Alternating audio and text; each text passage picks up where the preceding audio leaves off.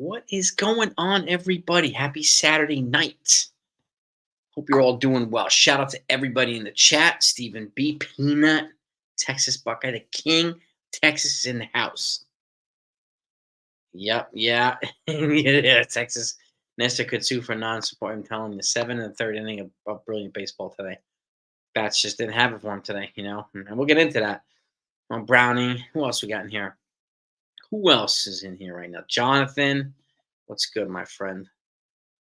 Joe's in the house. Nosebleed section. I love that name, by the way. It's fantastic. Yeah. Yeah. Who else we got? Shout out to all these Peter Brisbergs. The Astros are 7-15. Yankees are 14-7. Disney Worlders is in the house too. What's up, Disney? Yeah. Stadium's fantastic, isn't it? It's a magical place. It really, really is. No. Yeah. Yeah. Jack Dedios. Jack. Yeah. Who else is in here? Just want to give everybody their proper love before we get rocking and rolling. Italian Eddie Ralph. Constantly Getty's here. The other made man in Texas. There he is. There he is. Yeah, we got the King and the Prime Minister of Texas in here right now. Lee. What's good, Lee? Chase 23. Yes. Yes, smash those like buttons, gang. Let's get those likes up. Let's try to get over 100 likes as quickly as we possibly can. We already have 92 people in here. Let's see if everybody can hit that like button. Let's see how quickly we can get towards 100. We have over 100 people in here. Fantastic. Peace and love to all of you. I appreciate y'all coming on, hanging out with us. The White Sox are on pace for 24 and 130. They're terrible. They really are terrible. My goodness gracious. Hey, Jennifer, how are you? Dave H. Yeah. Giving sir. Well, Dave, I would imagine they probably gave him a lot of money. And they probably gave him a lot of money. That's probably not something they're going to disclose, but that was a huge TV. But I was wondering if they're going to give him a car or something like that or whatnot. But who knows? Who knows? Sue Neal's in the house. The Yankees are not linked to Castillo. They're linked to Logan Gilbert. Sue Neal. And we'll get into that too. Trevor what, David? Trevor Bauer? I'm a hard pass on Trevor Bauer. Hard pass. Yes, indeed. Yes, indeed. And Judges, Al, he was 0 for 4 today with 4 strikeouts too. He got booed at the stadium today, so it looks like he probably needs to hit. He needs to hit the bottom. He needs to bottom out, and it looks like he needs to bottom out. For the first time, he's got a player on the team now that could beat him out for the MVP, Juan Soto. And I'm not saying having Soto here is in his head. They have a great rapport, but it almost just looks like he needs to bottom out a little bit before he starts to heat up.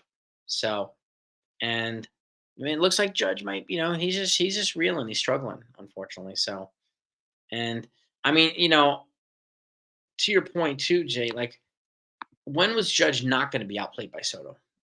I thought that was inevitable. So Soto was going to outplay Judge. Oh, Jonathan, you at the game? That's good, man. Were you out with the NYU crew? Or were you at the? I heard they were there. I know Tats was there too. Some of the crew was there. But it was a good game to be at. Unfortunately, they lost. But yeah, Judge, he's reeling right now. He's reeling right now. So he's got to get. He's got to right himself. Oh, he really did. HK, what's happening, Harold? Northern Cali's in the house. All things, whatever you offer Soto today, he's not going to accept. And at the end of the season, is time when you offer him. Well, apparently they're working on a mega contract right now for him. I don't know whether that means they're going to offer it to him mid-season or whatnot, but that's good to hear. That is really good to hear. But in terms of the news too, the Yankees are linked. Okay. And by the way, mad props to Nestor Cortez for what he did today. 7 1/3 of just shut up ball. He was fantastic. And Caleb Ferguson's got to figure something. He's got to figure it out right now. So it's been getting hit and giving up. He gave up 2 runs today. One of them was earned, but that was the difference in the 10th inning. So, but he's got to figure it out. So still early. He's got time, but hopefully they'll be working on with Caleb Ferguson too. But in terms of the news too, I have it right here. And this is and just by speaking to Luis Castillo, he's 0-4 with a 4.67 ERA right now. Okay. And he's just starting a 5-year extension at age 31 for about 22 million a year. So to me, he's a hard pass. It's a hard pass for me. Logan Gilbert, according to David Schoenfeld. I hope that's right. Pronounce it right. David Schoenfeld is this is from Inside the Pinstripes too. The Mariners right now are 9-10. They're essentially considered a failure right now, right? They're getting some good pitching, but their offense has just been lackluster and it's just not been, not been what they were hoping for. But that said, Logan Gilbert's 26 years old, right-handed pitcher, and he's a guy that would most likely represent a pitcher they would move and get a lot back for. I don't know what it would cost the Yankees to get him, honestly, but Logan Gilbert's 26. He's got 4 years of control of too. So that's the type of guy you get, if you're going to trade for somebody. And if you're able to get him in a trade, then they don't have to give a $30 million plus per year to a 30-year-old Corbin Burns, who might not even make it to free agency. But if he does, I can guarantee he's going to be a qualifying offer, meaning the Yankees are going to have to give up 2 draft picks and $1 million international money too, just to get him here on a big contract. So I would take Logan Gilbert over Corbin Burns, my personal opinion. But there are people who would disagree with me, and that's totally fine. So, but yes, Texas Buckeye. I mean, and again, most people seem to not remember that he missed the last 10 games of spring training. So he's behind everybody else, and he's got some catching up to do, obviously. So, do I think he's talented enough to get? Yeah, he'll get there. But unfortunately, everything is magnified by 1,000% in New York, right? So, if anybody's not hitting well, like Gleyber Torres, I'm glad he got a day off today. His play is being magnified. Judge's play is being magnified. So I wouldn't be surprised if Judge got a day off tomorrow. So Mark's Saucy's in the house. Rich is in the house. But you're right, Texas. His timing it's way off. It's way off. So it seems to be healthy, which is one good thing. Once his timing comes back, he'll be, I think he'll be okay. But it just looks like to me that he's going to have to bottom out here in order for him to kind of climb himself back up. Because once him and Soto are clicking on all cylinders, man, that's going to be a hell of a duo. All right, we got 57 likes.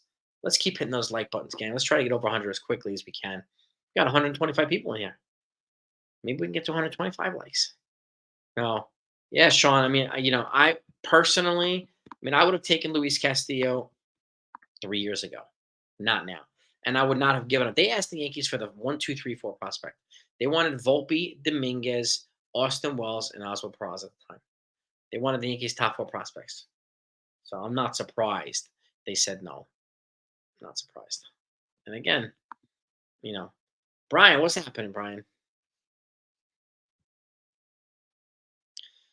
You got an 83, Sunil? Damn, that's a beast, dude. You have a beast. Mine is, I think it's 70. 65 or so. I have one of those concave ones that kind of curves. It's an awesome TV. It's freaking awesome. Logan Gilbert's the guy, but I know some people have tried to connect him to Luis Castillo. So, I've heard that, Sunil. But now the reporting is actually tying them to Logan Gilbert. Now, I don't know if it's going to happen, but that will be an arm to add to the rotation by the deadline or even before the deadline. So somebody I would keep an eye out for. He's young, got controllable years. He's pitching well right now. And again, his career stats, he's 33-18. I have it right here. 33-18. So he's got a pretty decent career, young career, but 33-18 with a 3.68 career ERA. This year he's 1-0 with a 2.33 ERA. So he's off to a good start. So that's kind of was being uh, floated around there right now, Joe. That the Yankees are preparing a big offer for Soto. I don't know. I don't know. We'll see if it actually happens. Because the Yankees aren't leaking that. Some beat writers leaking it. So who knows? My guess is they'll look into Kirby too, but he might not be available. He might not be available. We'll see. We'll see, Sir Smoko. I don't know. I don't know. I don't know why he was being linked to them, but he was today. So we'll see. We'll see. I mean, if I'm them, I would probably be keeping my starters. Try to, improve the offense. But I don't even know what it would cost to get a Logan Gilbert, to be honest with you. It's not going to be cheap, that's for damn sure. It wouldn't be cheap to get George Kirby either. Neither one of those guys. They would cost more than Castillo would. Yeah, Nesty 7 1/3 shutout ball today. He pitched really well, Brian. Extremely. We needed that from him too. We really did. Oh, and if he did, it's fantastic. Yeah, I couldn't go live today after the game. I was working on my house, so um, why would I not leak out to the Yankees? I already said it, Davey. But yeah, why would they? I no, I get to your point, Davey. Yeah, I mean, it's and I don't know who leaked it, Davey, but somebody said it today. Um, but yeah, you're right. I mean, why would you not leak that out? Way of feeling it out. It's true. I mean, it's good logic. It's good logic. Um, it's definitely good logic, Davey.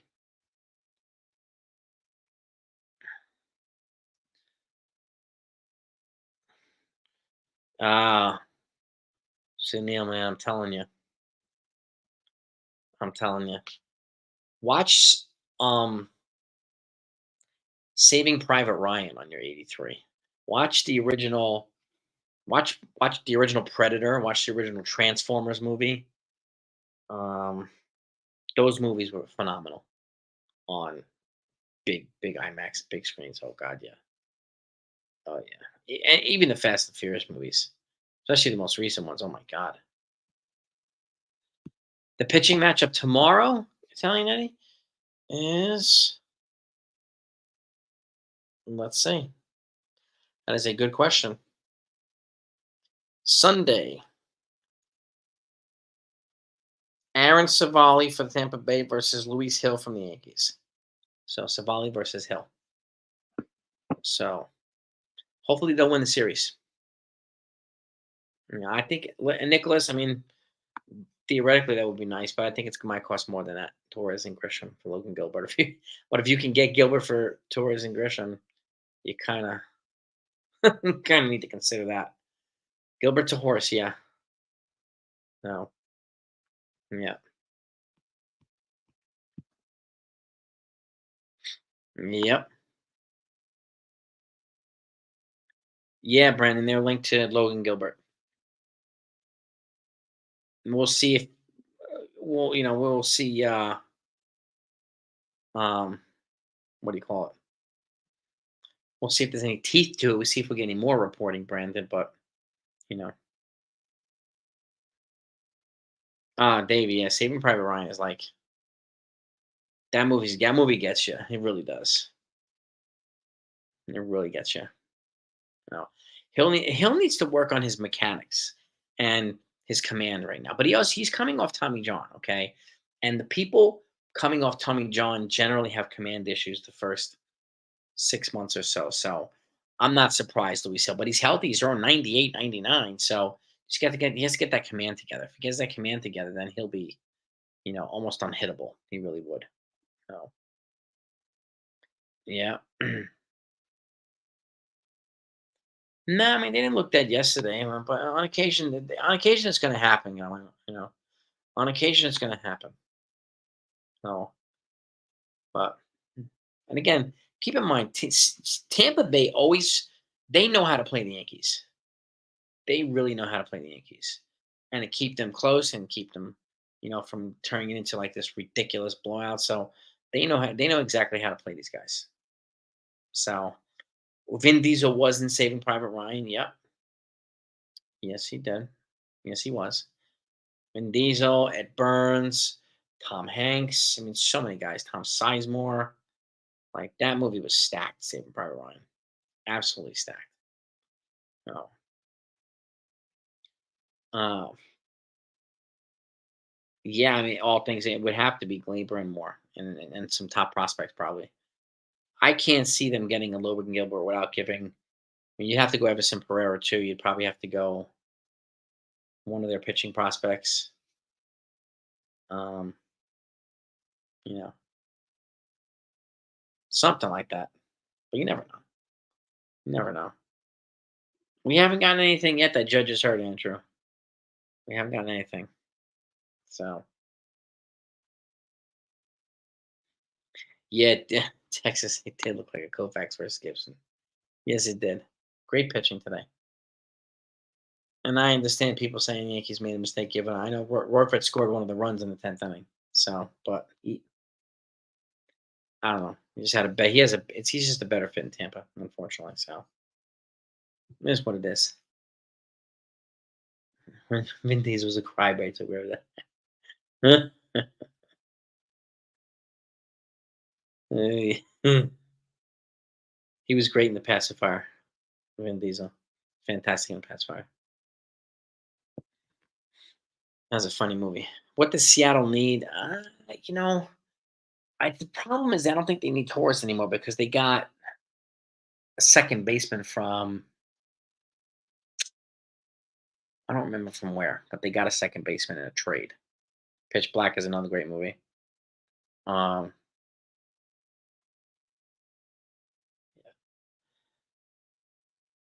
Seattle, yeah, they need bats, Peanut. Positional depth.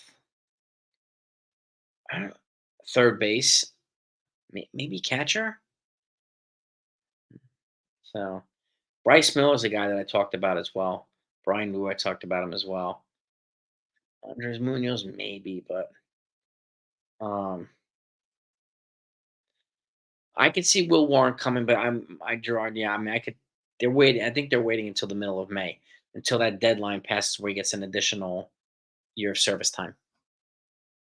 Beater, I think he could be here. So especially now that like Nick Birdie is on the IL, so I wouldn't be surprised if you get a Polanco. That's right, Polanco. Thank you, Peanut. They got Polanco, Jorge Polanco.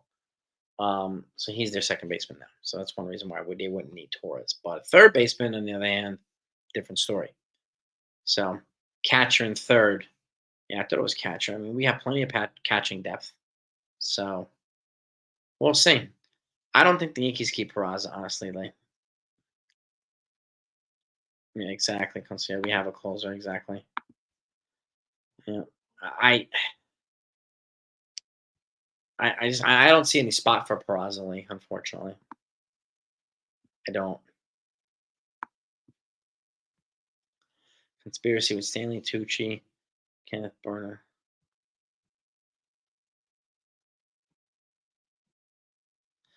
Yeah, Holmes. Yeah, he's giving a lot of people heart attacks, but he's got a 0.00 ERA. Yeah, pretty fantastic.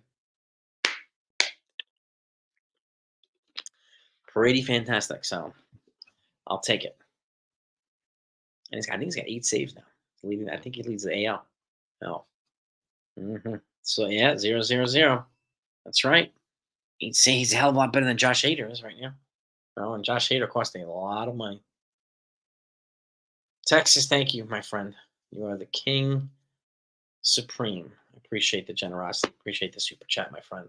But again, I totally understand why people are frustrated with Judge. I'm frustrated with him too. Like frustrated for him. I wouldn't be booing him, but I do think the way it looks like it that he's going to bottom out and then he's going to kind of climb back up. At what point is the bottom? I don't know, but yeah, he's just reeling right now. He's off, and his timing is still off. Brian Williams, his timing is still off. So I'm telling you, Sunil. I'm telling you. Yeah. Yeah. Equivalent of Holmes ERA. That's right, man. Well, starting to slip. I don't know about that. They're playing good teams, so we have a good idea. And they're 14-7. So we're if they win tomorrow, they win another series. So Pereira, Rice, Torres, and Brock Selvage for Logan Gilbert. That might be a package. I think Ben Rice is going to be blocked anyway. I have a feeling it's going to be a trade piece, Ben Rice. And that's a pretty good piece to get if you can get Logan Gilbert. So I don't see the need for the Yankees to trade for a closer either. I don't. You know, so yeah, I mean today was yeah, I hope so. I hope he's hot tomorrow. They had his bobblehead day today too, so they gotta but again, like to Steve's point too, I mean, I've said this repeatedly. He's one of the few guys that have played every single game this season. Him, Soto, I think it was Torres, except for today, Verdugo, and a couple other folks have played every single game. Torres got a day off today. I would be wise to give Judge a day off. So we'll see. Yeah, Chapman is a definitely hard. Oh God, yeah, yeah, Peter. Yeah, I don't know, Harold. I mean, you know, we have to wait and see if Dominguez is actually going to be able to hit when he comes back, which I hope he does. But you know, yeah, dude, we've lost Johnny Lasagna and McBurdy over the last week. So I would bring up a guy. I know they brought up Cody Morris, Cody Poteet. I hope he comes back. But I would imagine like a beater, or they're looking to at the very least, add another arm to that bullpen. Who I don't know, but I won't. Don't be surprised if we wake up and like, damn, they made a trade. What's going on here? And Williams, I said this too. Like, so many people were giving the Dodgers the championship right now. Dodgers are going to win everything. Championships are amazing. Not yet. Not yet. And that's the thing. Doesn't really matter how much money you spend. They got to perform. So it's these ridiculous expectations that some folks put out there. And the same thing would be on the Yankees if they had signed all these guys. The same thing, we hear the same heat, which we hear anyway from the Yankees. But like, the Dodgers aren't living up to the expectations put forth on them by their fans. So, do I think they'll be okay? Yes, but like there's no reason to think they're 20-4 right now. So, and yeah, I mean, look, I do think Sean that Yamamoto will be okay. He's got an adjustment period. He's getting used to another ball, like a heavier ball and whatnot. But this is much better competition. This is why I don't know why so many folks just pen this guy as the savior, as the next coming of Jesus. Like he didn't prove anything at the majors. He hasn't yet either. So this hype, and they're already putting this hype on this guy Roki Sasaki. He's going to be better than everybody else. Like he's got to prove it, man. He's got to prove it. Throwing hard doesn't mean dick. We have like 25 guys in the majors who throw as hard as Roki Sasaki. So we have guys on the Yankees team that throw as hard as Roki Sasaki. So he's got to prove himself again. Just like Yamamoto. Do I think they'll be bust? Probably not. But do I think they're going to be the greatest thing since sliced bread? Most definitely not. So this is where these ridiculous expectations. I think we need to combine them with some semblance of reality. I think it's important, but not everybody will want to do that. But I think it's important. Okay. Consul Yeti, thank you so much for the super chat, my friend. Yeah, he's swinging like Stanton. When Stanton looks bad, he's swinging like Stanton. That's a great point. Great point. So, yeah, he needs to, man. He's got to get his timing back. He's got to get his mechanics back. And hopefully, James Rosen's working with him in the lab, and hopefully they'll do some things. So, you know, Peter, man, don't worry about it, dude. Typos happen, man. Typos. N's right next to B, dude. Don't worry. Don't worry, man. Starting pitcher with control. Yeah, that's why. I mean, Logan Gilbert represents probably something. I understand why he's linked to them because he represents kind of what they're looking for. And Garrett Cole's a control pitcher too with a power, profile. So it'll be awesome to get if you can get both of them. It would be phenomenal. It really would be. So I can't see any chance in the world they get Julio Rodriguez. I don't think they need him, honestly. But yes, they can, Dreamson. Yeah, yes, they can. But yeah, I don't think they need Julio Rodriguez. That's a hell of a dream, dude. I like it. I like where your head is at, dude. I like where your head is at. Yeah, deferred salary. They're definitely deferring the wins too. That's a great point, man. All right, 91 likes. All right, okay. All right, we'll take that. Let me see something here.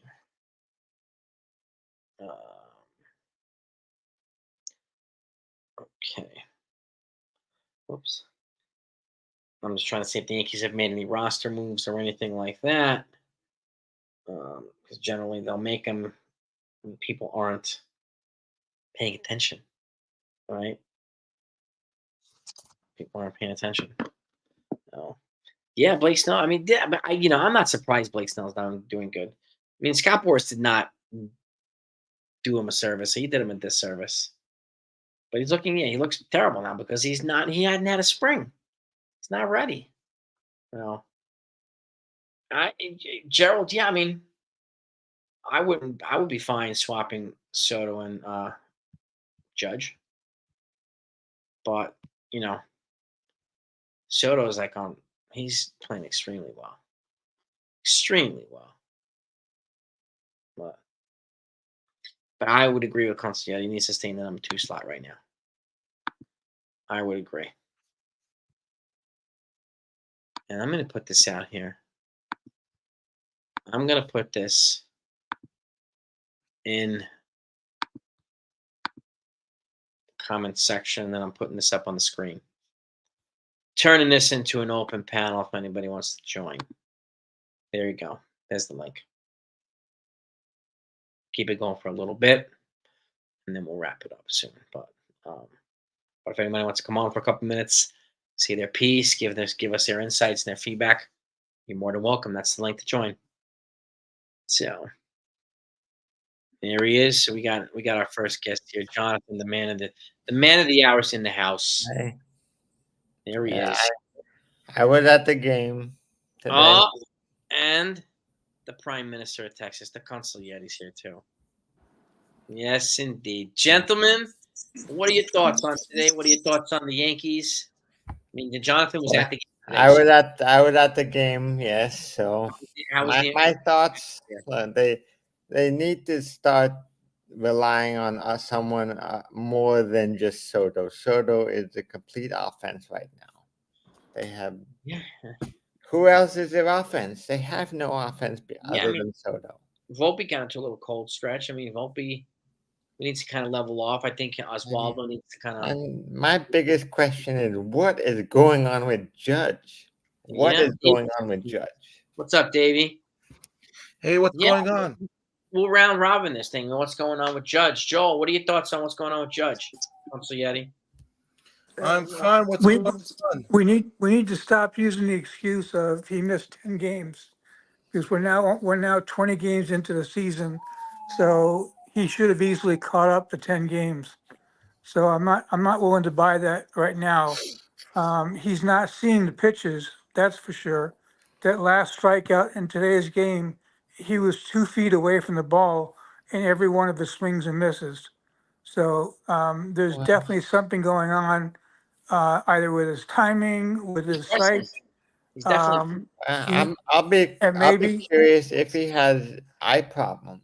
And maybe, and I'm also wondering, when we saw him slide the other day and he grabbed his side, I'm wondering if actually there's something going on there that we're not knowing about, and that's affecting his swing as well.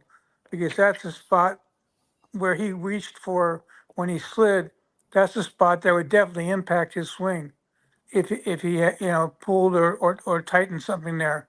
So something's going on, and someone needs to spend some time, really assessing what's going on with him, because we're going to burn Soto out if he's the only one hitting. Yeah, Davey, what's your take? I think Judge is hurt, and honestly, I was not very thrilled with signing him for $400 million. Yes, he's the captain. He was a person that's very, very you know what I mean? He's our superstar, but I know he's injury prone. And that's a fact. With Judge, he's an injury prone. He's not going to give you a full season. And I'm willing to bet in a couple of weeks he'll be on the IL. And when they signed him at age of 30 when they signed him to this long-term deal. So you're getting the tail end, the wrong side of 30 every single year with him.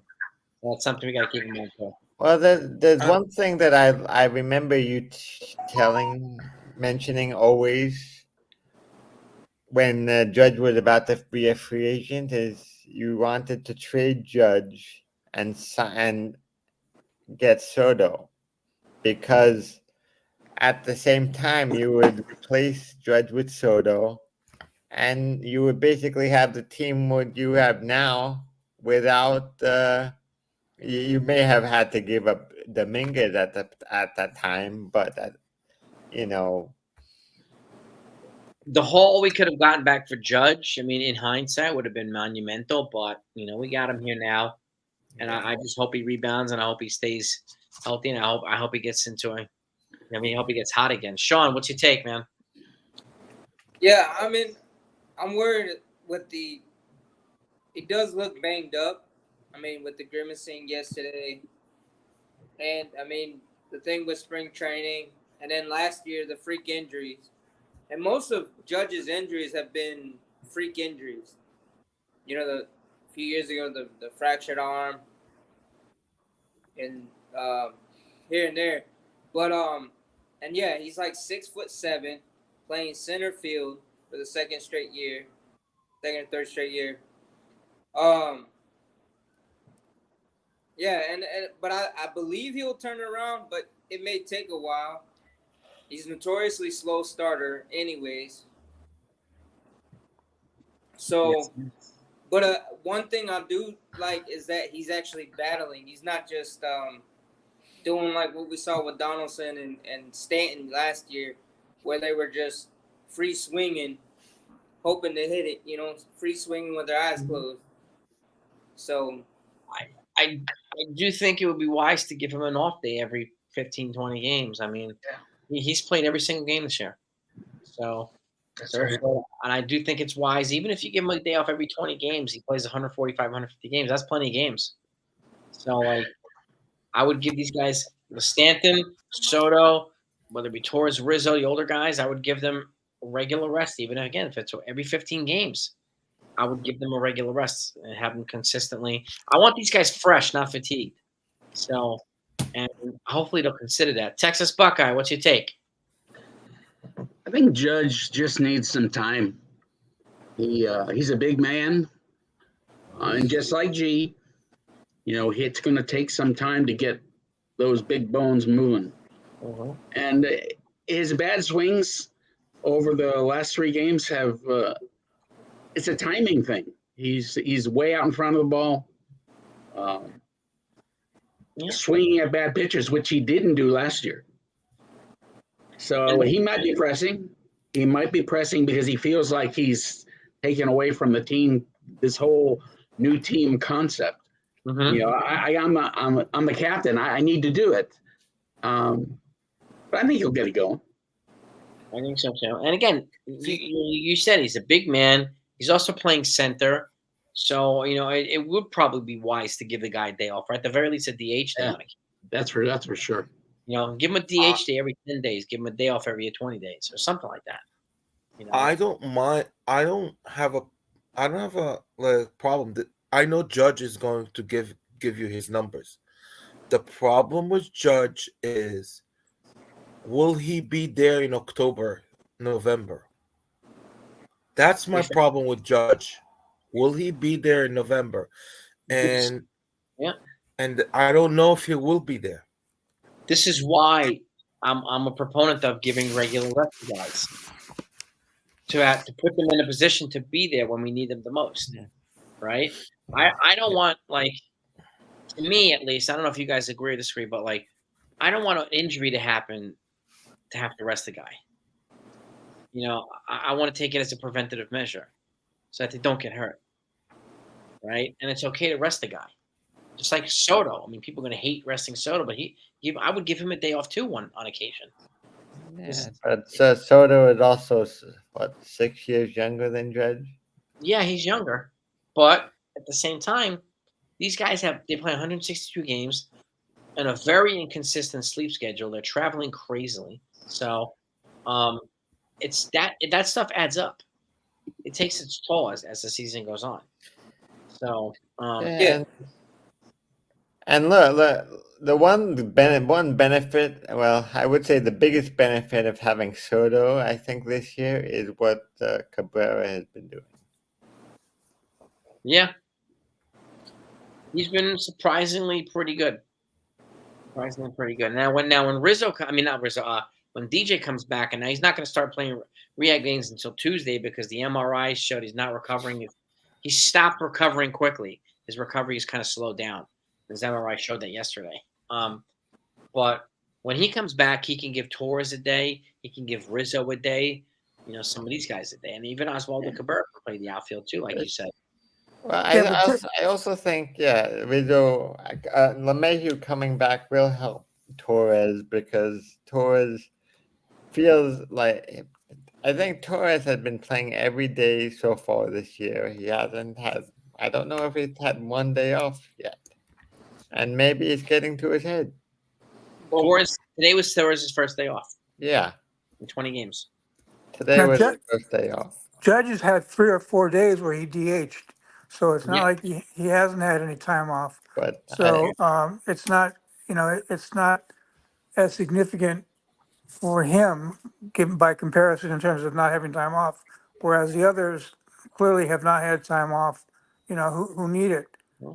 Secondly, I think it's time to make the switch and put Verdugo leading off like he used to for Boston and let Volpe settle down again deeper in the lineup until he gets his swing back because he's starting to press now.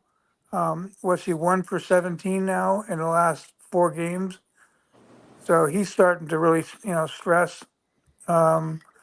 We need to figure out, what's going on. And we didn't go into this little nosedive until we switched the lineup around. Well, and to Texas's point too, giving guys rest allows us to utilize our bench. Like, we can't expect Trent Grisham to hit well if he's playing every 5th game. Like, he can't. So he's got to get some type of playing time. So him, Mike Jones, these other guys. Here's a question. Can I? Go ahead. What would your lineup be tomorrow with giving these guys rest? I would give Judge a day off. I'd play Stanton and probably I would DH Stanton. I would have Verdugo in left, but in the next couple of days I would DH Verdugo or give him an off day too. But I would play Stanton at the DH. I would keep Verdugo in left field for now because he's by far the best defensive outfielder we have. With Judge a day off, I'd put Grisham in center. You can even move Grisham to left and put Verdugo in center if you wanted to, but Grisham's an elite center fielder. So I'd probably have Torres back in there. Cabrera, Volpe. I would even give Volpe a day off soon too. So, or at the very least a DH day. Even if he's young, rest is important for all these folks. But that's kind of how I would finagle it tomorrow. And I would have Austin Wells in there. I think he's actually getting some pretty good swings. He's just not putting the ball in play as much as we want. Like even Gleyber Torres, right? So he's been having some decent swings, but It's just not. His swings are not meeting the ball yet. So that's something that they need to work on. And he's, yeah, I think he's in his own head, Gleyber Torres, that he might be. He realizes in his contract year. I think he realized that the Yankees are probably not going to re-sign him. So he's in his own head. I think he needs to get out of that. So, and we need him to do that too.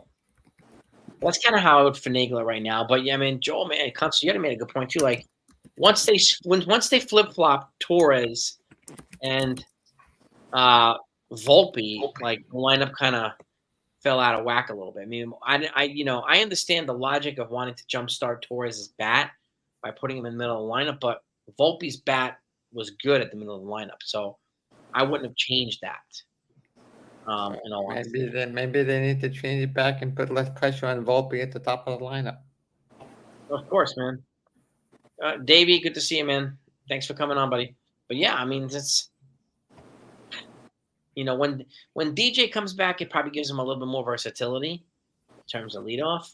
So, but I would probably, I wouldn't hesitate to move Torres down in the lineup, to be honest with you. And Oswaldo Cabrera a little bit above him. Like I put Torres at 7th or 8th right now until he starts. Do you think that the impending free agency of Torres could be getting to his head? Yes. Because it's been communicated by too many personalities, beat writers, or whatever, that the Yankees are putting forth the impression that they're not going to re-sign him. Now we haven't heard that from the Yankees, but that's what they're saying, and that he's heard that. So my guess is that's partly in his head. Yes. Yeah, but the Yankees also have a deep farm system of infielders. They really have no place for him next year. They don't. What do you guys think? Consigliere, what do you think? Well, he's definitely in his head. If you take a look at just how he is in the field, after each play that comes to him, you look at his face and he looks lost. Mm-hmm. Especially if he misses something or he doesn't pull a play off, it's like he's definitely overthinking every situation. It's kind of like a Steve Sachs situation where everything is in his head and he starts forcing himself to make errors because he's trying to compensate for the last one he made. And so it's becoming an endless cycle, which puts pressure on him. And then when he goes up to bat, he's pressing even more because he's trying to make up for whatever he did wrong in the field. So now he's got basically a double whammy going on, both his fielding and now his hitting, because he's not used to being a 200 hitter. Yeah. He's used to hitting 260, 270. And so this has got to be getting to him that, again, in his walk year, he's doing so horribly. Yeah, you can't muscle your way out of this either. He's not going to be able to do that. I mean, contact his way out of this would be a little bit easier, but I hope he turns it around sooner than later. Sean, what's your take, man? I think, as Yogi said, baseball is 90% mental. Yeah. So, yeah, it's in his head because I'm thinking about this. He's got a young baby, that's his wife. It's his walk year, and whether the Yankees re-sign him or not, which, like it has been pointed out, knows there's not a lot of room for him. That though he wants to stay, that the Yankees could really keep him. So the pressure for him to do well so that he can get paid on top of what he's doing, and then he's overcompensated. It's kind of like when you notice you're drifting off, and then you overcorrect to get back on the road, Mm-hmm. and it ends up nothing. And that's what he's doing. Yeah, it's almost like subtle changes would be good for him. Not an overhaul. Like Texas, what do you think, Buckeye? I think it is in his head that it's his walk year, and he wanted to have a Judge walk year. He wanted to have the best year ever, and it's not happening. And the more that it's not happening, the harder he tries, the worse he gets. That's a great point. They need to sit down and maybe just have a talk with him and say, "Listen, it's going to be okay. Even if we don't sign you, it's still going to be okay for you because we're going to find you a place to play." Mm-hmm. They got to sit down with him and get in his head with him. Just talk with him. And I hope an occasional day off will do him a little good. Let him give him time to clear his head, kind of recharge a little bit, and if he's back in there tomorrow. I mean, one thing I do like, it's like Aaron Boone has his back. His teammates have his back no matter what. So that to me is a good chemistry equalizer to have. And you having that support with your team, even if you're reeling. Like Judge has support with the team, even though he got booed mercilessly at the stadium today by the fans, but like he knows his teammates have his back. So, and coaches have. Go ahead. That's one thing that I can say that's definitely glaringly different about this team versus last year. Because when I was listening to the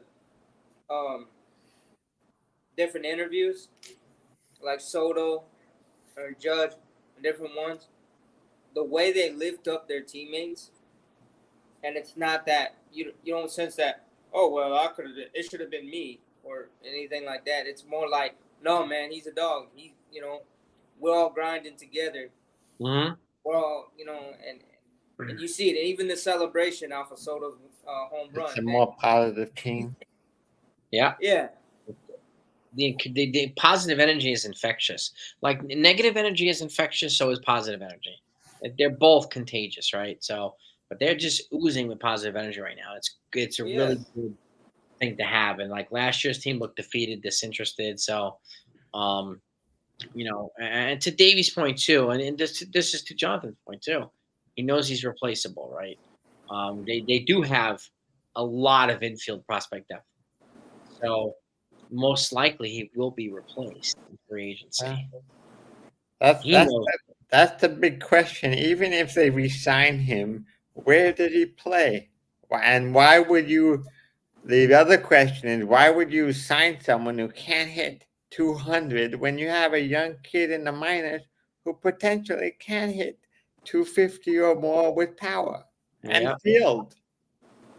Yeah. You have guys like Vivas in there. He's 22. He's younger. With lots of Vivas is coming off. It's injured now. Yeah. Him and Oscar Gonzalez, but I don't know how I have no idea. I don't know if this has ever happened. Both of these guys hit a foul ball off their face and fractured their orbital bone in the same week. I don't really have it happen once, and these guys had it twice in a week. Like, this is some freak Twilight Zone stuff. Well, maybe they need to wear the batting helmets with the face cover.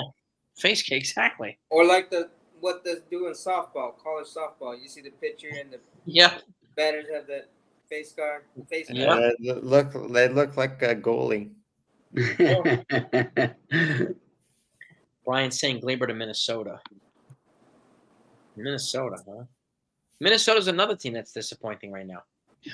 Colorado, Minnesota, in Seattle. Like, what could you get for Glaber Torres is the question. I have no idea.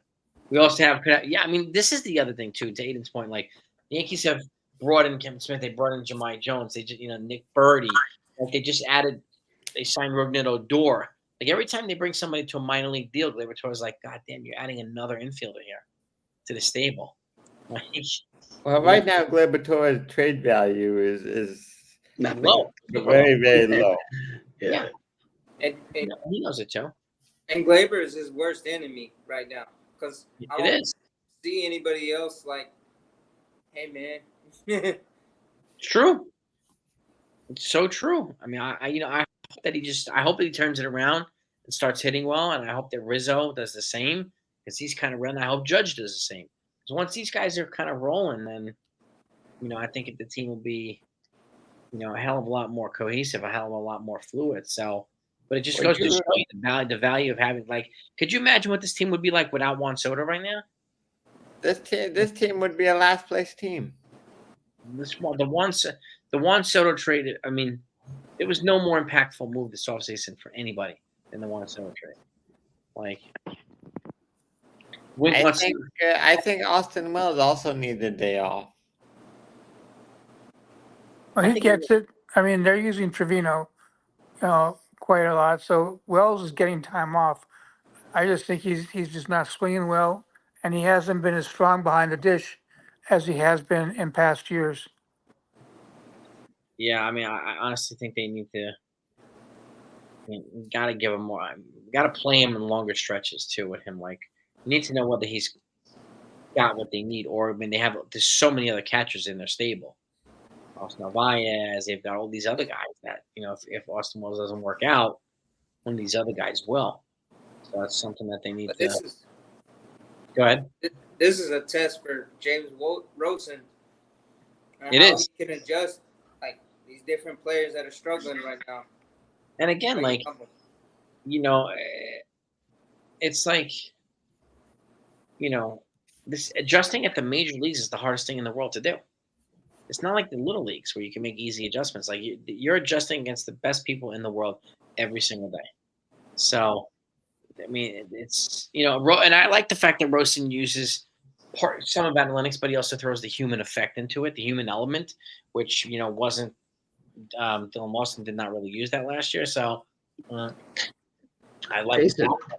Go ahead. Did you listen to Soto's interview today, where they tried to get him to say that, oh, you're the new star, you're going to be this and you're going to be that? And he says, no, I came here to do for my team. He shut him down. Mm-hmm. I mean, I like that he does that. He checks his own ego at the door. Yeah. Right? Mm-hmm. This guy is as a team player as it gets, Juan Soto. It's no different than what Judge did for IKF last year. Yep. This is our guy. Yep. Yep. And even Stanton. Stanton will come back, and Stanton had IKF's back quite a bit. And IKF, I might give him a lot of credit. He stood in front and took the hard questions from people when he wasn't playing well. Stanton did the same thing. And I like when players vocally have their teammates' backs. And Stanton did that for IKF. Judge did it for IKF. That's important to me. So, that's what having Judge in the clubhouse means. Yeah. He's not the in-your-face kind of guy on the bench, or even on the field, but in the clubhouse, he'll sit down with a guy and talk to him. Yes, he will. But Judge, to me, he's like the more quiet. Like Garrett Cole to me is a more vocal leader than Aaron Judge is. So, and you could see him. He's like the de facto pitching coach. Nitin, what's up, my man? He's like the de facto pitching coach. Right? You see him in the dugout, helping mentor guys. Him and Matt Blake. So the impact that Garrett Cole has goes so deep. But we need someone that can do that to Judge now. We do. Maybe Soto can.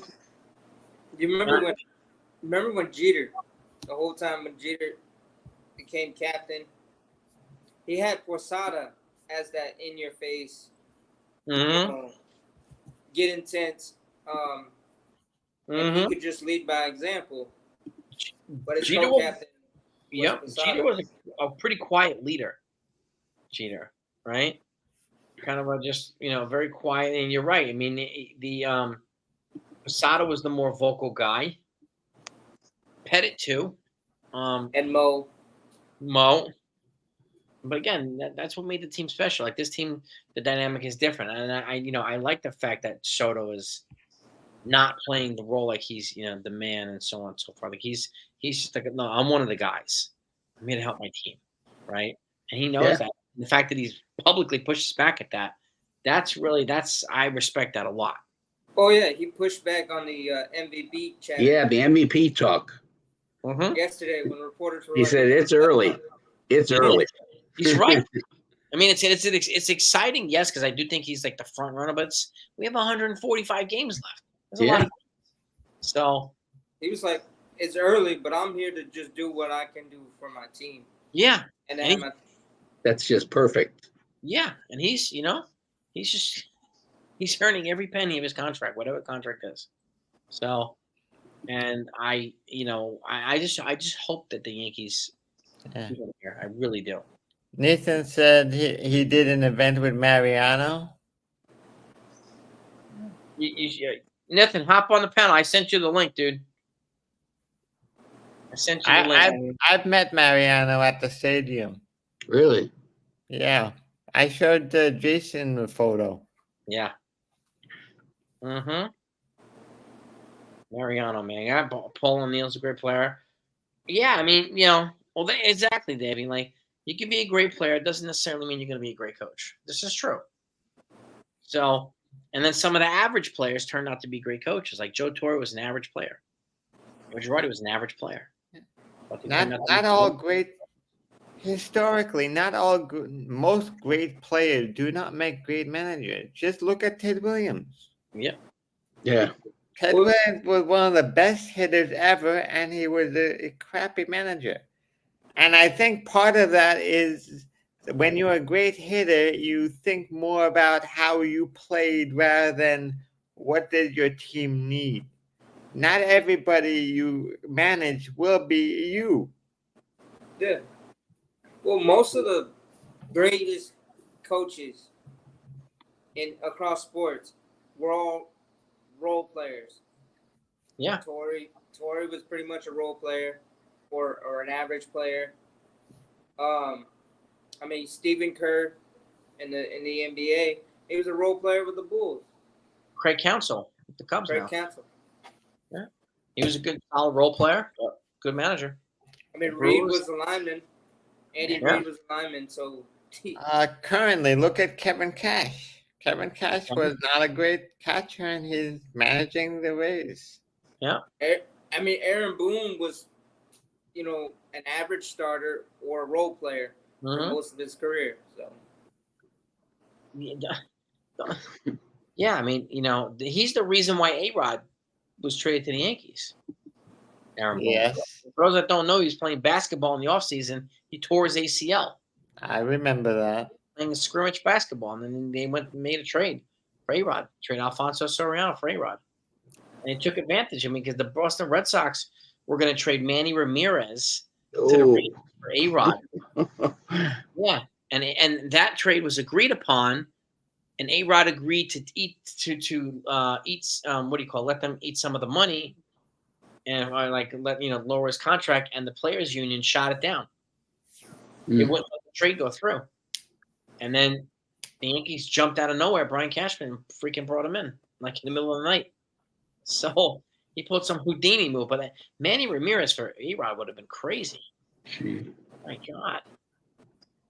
But I mean, it looks like it all worked out well. Like Manny and Poppy, like it would have been so much better than A-Rod Poppy.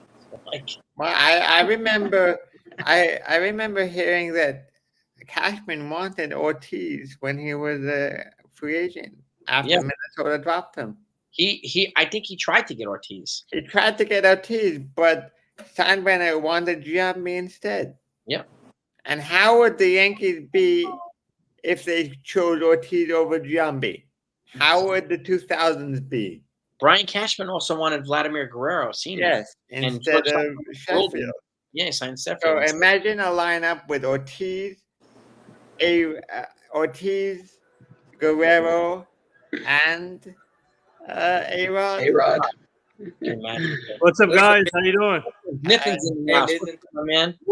You did an event with Mariano today? No, I didn't do an event. I said Mariano did an event at the Avenue Art Center, and one of my coworkers, Jeremy, was there doing he interviewed him, and then Frank Luna. Shout out to Frank Luna. He helped host the event there at the Avenue Art Center. Actually, we were at Hofstra University today, so stay tuned. We got some fire content coming with Tony La Russa, Eric Davis, Trevor Hoffman, Neil Allen, and we got also Rafael Palmeiro. So stay tuned for content with them. So fantastic, man. And you know who else didn't want to play for the Yankees? Cliff Lee.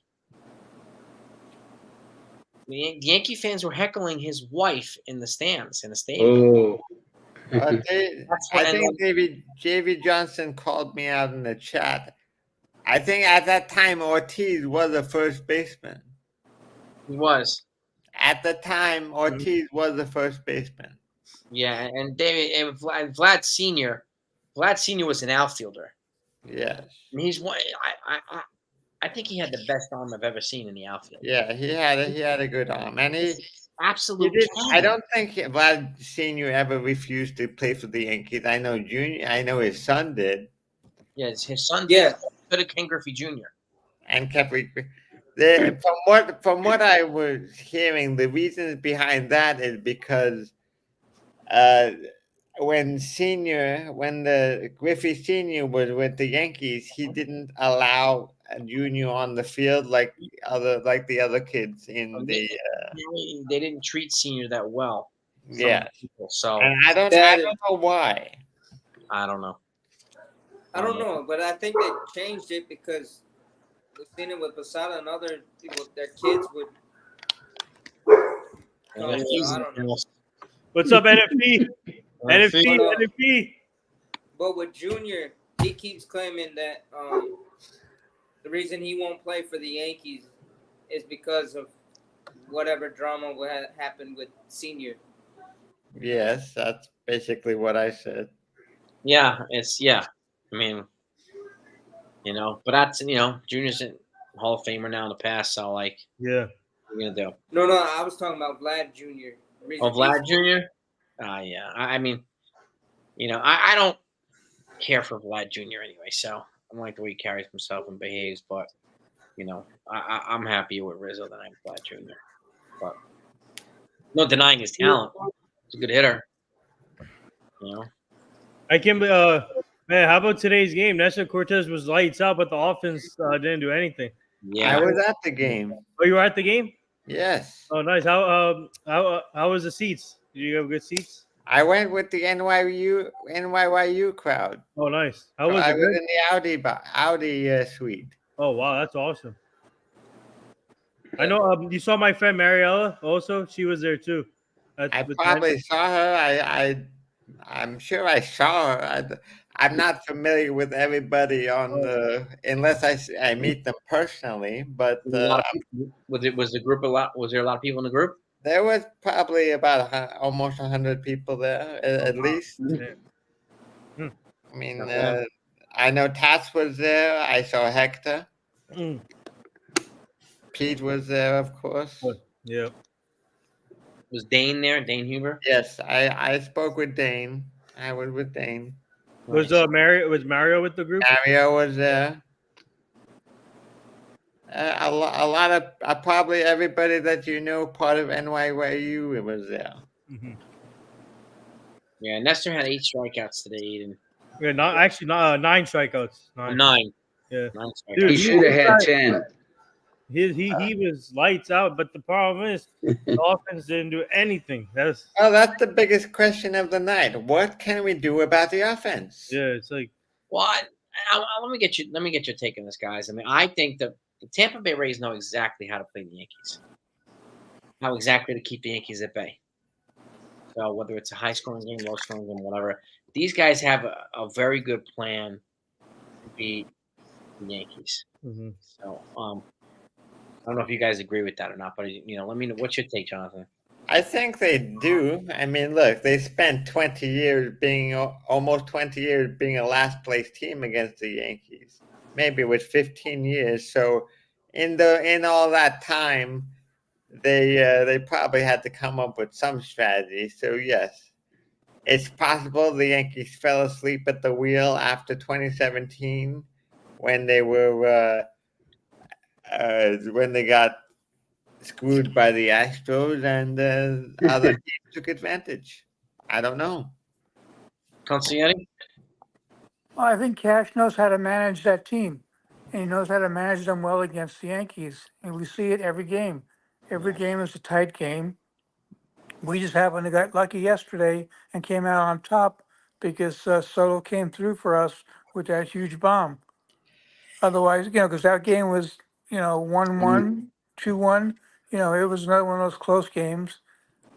Today, the only person hitting was Soto again. Yeah. And we can't survive with one person carrying the team. We True. saw that last year. And that was our biggest gripe last year, was that there was 1 or 2 people that were hitting and the rest of the team wasn't. And today was one of those games where it seemed like nobody was doing anything except for Soto. Mm-hmm. And one player doesn't win a baseball game. Amen to that. Sean? Yeah, I mean, one good thing we're doing, though, even when we're a little flat, we're grinding out pitchers. No. But the problem when you're grinding out and then waiting till the late innings to have the big inning, is that you end up running out of time, which is kind of what happened today. Mm-hmm. You know, it was just like, I mean, and then the other point of with the Rays and the whole AL East, I've noticed it's just we're always playing tough. Every game's tight, or it's always like a slugfest. They had a 22-30 record last year against the AL East, so I'm curious to see how they do against the East this year. What do you think, Texas Buckeye? I think Tampa, at least the brain trust at Tampa, very inventive with the opener, but they also get the marginal players who they convince that they're going to make a difference, that they're not going to be the star, but they're going to be a team, and they buy into it, and they play us hard. They don't give up at bats. A great point. They do a lot with a little. They do a lot with a little. That's a great point, man. Nathan, what do you think, man?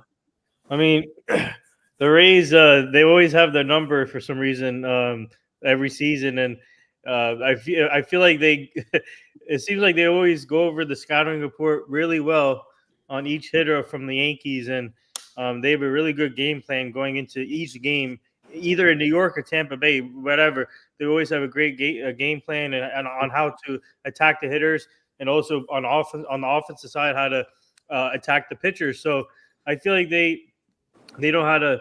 They're really well prepared when it comes to playing the Yankees, and somehow the Yankees need to break that curse where they got to do they got to reverse that and then do it on their end. But like yesterday, they had a great game yesterday, but today it's just for some reason their lineup is inconsistent. So this year also like last year, but once they get everybody all together and healthy, I think they'll be fine. But right now it's too inconsistent. NFE, in my opinion. NFC, what up?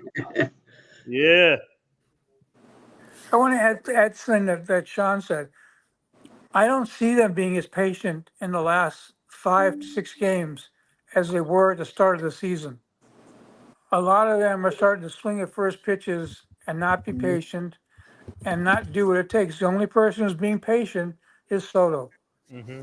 And we need the rest of the team to go back to what they were doing when they were playing much tighter, having much better at bats, and wearing down the pitching.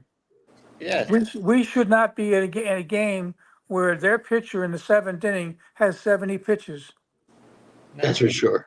And what do you think, man? What are we talking about? Sorry, I kind of caught the. Oh, we're talking about how ugly Jason is, but we left that topic. I think Jason's a good-looking man. Come on, guys. Jason gets all the ladies. Come on. Yeah. I mean, you're just talking about like the Yankees are kind of deviating from the plan recently, not being as patient. You know, some guys are reeling. Torres, Rizzo, Judge, like and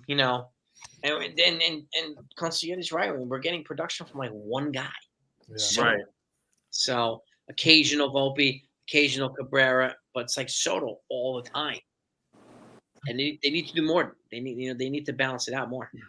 I mean, this offense was the offense was absolutely weak today. I mean, there's no denying it. So I don't know what happened today. Soto, like Joel said, is the only consistent hitter in this lineup right now.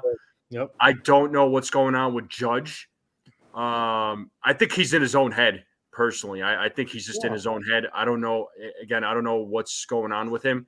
He went 0 for 4 today, 4 strikeouts. I mean, these guys are not, today they just weren't hitting. Yesterday, I mean, they came alive in the late innings. I expected them to do the same. But shout out to Nestor Cortez for going 7 strong, pitching out 9. Like, good for him. That's the type of start that we need from him and the rest of the guys in that rotation. But today's just been the bats. And yeah, like Brian is saying here, that the patience has gone away. Yeah. I don't know what's going on. I don't think that's a hitting coach problem. I think that's a player problem, 100%. Yeah. You can't really blame the coaches for that. You can't blame Boone for that. As far as how the lineup is doing, I think it has to do with the players themselves. Yeah. And I don't know if you're noticing this, we've kind of been echoing the sentiment across the panel here, is that the Tampa Bay Rays have a plan for the Yankees all the time. Yeah. They have a game plan. They have a game plan for the Yankees. If no matter what type of game it is, they know. Sunil, what's up, man? They know how to play the Yankees. Sunil. Right? So, Salute. whether it's a high-scoring game, whether it's a low-scoring game, or a tactical game like today, strategic, like they have a game, and it's like jiu-jitsu. They wait for you to make a mistake, and they capitalize on it. Right? I do that all the time. You wait for somebody to make an error, and you capitalize on it, and then you suffocate him. You don't let him out of it. And Tampa Bay does that to the Yankees. It's very jiu-jitsu. Yeah. Come on, so what I was gonna say with with the Rays, listen, I've been saying this in the videos that I've been making, that the Rays are not going to be easy. I said that they're probably going to win 2 out of 3. I still said the Yankees will win 2 out of 3, and I still believe that personally. And but the Rays are they're a tough team. They're a tough team. They're going to play a lot of small ball. They're going to get a lot of hits. They're gonna steal those bases. They're a smart team, and you don't take any team in the AL East lightly. You don't take your division rivals lightly. The AL East is, we already know they're the toughest. It's the toughest division in all of baseball, even still till this day. But the Rays, they find a way, and their pitching showed up today. Their starting pitcher did really well today. There's no denying that, and that, which is funny because the pitching is like the one area that they lack. Their bats are good though. They have some decent bats in that lineup. So, these guys know how to get on base. They know how to hit. They know how to run these bases. So, they're no slouch. And what are they like? We got some dogs in the back. It's all good. But they're 2 games out. So let's keep that in mind too. So they're, like I said, they're a scrappy team. So yeah, Eflin's ERA in his career is like 1.85 against us coming into this. So he's one of those right up there with Bassett and Kikuchi. Right. As far as career ERAs and doing well against us. So it was no surprise to see what happened today. There are a couple of players like guys like you mentioned that they're just like kryptonite, the Yankees. Yeah. They have a plan on how to shut them down, and they execute it. And when they're able to execute it early on, they take control. Right. That's the thing. That's the thing. We need to get more people. We need to get more reinforcements back on this team and basically do what we were doing early on and work up those pitch counts. Start seeing more pitches, and people like a DJ LeMahieu can do that. Yeah, that's one guy they've been missing. DJ LeMahieu. And that's something I've been echoing to you guys. Oh, go ahead, Nathan. Go for it. Sorry, you go. No, the only thing I was going to say was that was another thing that I was echoing in my videos about DJ, because, I know the argument. Yes, he's on the wrong side of 30. He can't run. He's a little slower. I get it, but they are missing his defense. They are totally missing his defense, and they need his defense out there. Yeah. So, speaking of DJ, actually, he was supposed to start his rehab assignment yesterday in Somerset, but now he got a step back. So now he might be out for another maybe Tuesday. Yeah. So he might start on Tuesday now, right? Yeah, in Somerset. I think Tuesday is optimistic. Okay. Yeah. Well, they basically the MRI is showing that his healing process is slowing down. So I wanted to ask this question. I don't know if you guys covered it or not, but I wanted to ask this question because there's a lot of depending on which fan you ask, there's a lot of argument about whether or not Anthony Volpe should be leading off. Yeah, we touched on that, NFE. Okay. And it hits a couple of different areas. Number one is, that was supposed to be DJ, but, with him being injured, we couldn't do it. Second part was, why did Boone switch up the lineup? Because now that Volpe has been put into leadoff, he's like 1 for 17, where there was not a lot of pressure on him when he was in the 6 or 7 hole and performing there. And, with Glaber going into a slump, it's like, why aren't we using people who can be successful in leadoff? For instance, Verdugo. Verdugo led off for the Red Sox quite a number of times, and he's coming around. His batting average is getting back up there into around 250. He's putting the ball in play. He's hustling all the time, both at bat and in the field.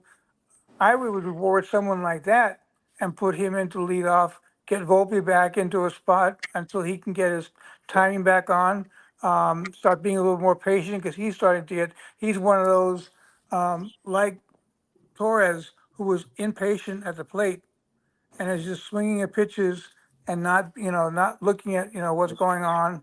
Whereas earlier in the season, Volpe was taking advantage every pitch that came along. He'd walk if he needed to, or he'd be right on the pitch and getting solid bat on the ball. And to your point too, Joe, like you're making an important point. Like, I mean, they could maneuver this in a way, whether it be Verdugo or DJ at leadoff, then you could, Verdugo bats he's 7th right now. You move him up to the leadoff spot. You move Torres down to 7, and then you put Volpe where Torres would be, like 5 or 6. Volpe back in the middle there. Yep. Torres is below him, and Verdugo or DJ leading off. So I have an idea what we could do, and this has to do a lot with who's been performing versus who's not been. So Torres has been slumping, so I think you have to somewhat take a little bit of the pressure off of him. Hear me out before you say anything, because this might sound like possibly a good idea. Oswaldo Cabrera has been performing. Yep. Why not give him an opportunity to lead off in front of Soto? And then you put Volpe back in his 5 or 6 hole, his 6 or 7, wherever he was. Yeah. And you put Torres down in the 9. I like that idea. Hang on a second, John. If you look at the stats that they're giving you, though, with Cabrera, his batting average with men on base is well over 300, about 350. His batting average with nobody on base, he's like 1 for something. So that would be the thing that would go against. It's a good idea because of how well he's hitting. But when you look at the breakdown that they've been giving, he's not good with nobody on base. He's much more patient and much more controlled when he has somebody on base to knock in. So he may not be the perfect leadoff guy for us, even though I like the thought. I think we need to look at the numbers, and they would prove that maybe he's not that person. Yeah, the numbers and the situation, I completely get your point. I mean, this was my idea temporarily until maybe John Birdie comes back. And maybe we can start getting another speedster back in the top of the order and basically ease DJ LeMahieu back into the lineup. Once he's back, because I heard who was it? I think was it you said that, right, Joel? That he had a setback. Well, everybody was saying that the setback was that they want to hold off until probably another MRI on Tuesday. But I think Tuesday may be optimistic because I can't imagine between Saturday and Tuesday that that crack is going to heal that much more, so that they're going to be comfortable with him putting the actual added pressure of being in a game situation. So I'd be leery of that. So if Tuesday, go ahead. You go ahead, Sunil, go. So one idea that crossed my mind for defense at second base as well, in this conversation, Torres has been battling that hit by pitch that he incurred back in the Houston series in the very first series of the year. If it's really lingering him that much, more so than, let's say, people contemplating and suggesting that the offseason free agency upcoming down the line and the fall is in his head. I would say it's more of an immediate issue and concern than that. I think the hand is still bothering him, and he's just not coming out. Or maybe, could it be another fault of the Yankee medical training staff not really looking at that seriously? Because if I were them, I would take a call and basically put him on the 10-day IL. And the Yankees did recently sign to a minor league baseball contract, Rugi Odor. Why not bring him up for a few days? Yeah. Yeah, I was gonna say something, but I think Jonathan, you wanted to say something real quick, right? I didn't want to. I wanted to make sure you got your turn. Well, from what I hear, I see the chat, and some people are mentioning Vivas, and I think Vivas he's hurt. He's hurt. Oh wow! Fractured eye socket. Basically, he took a eye. So if Vivas wasn't hurt, I would say he would be the first option up to give Torres a break. But both him and Oscar Hernandez took a fractured eye socket during spring training and taking a foul ball to the eye. But the Yankees need to make some type of change, because what they have currently is not working.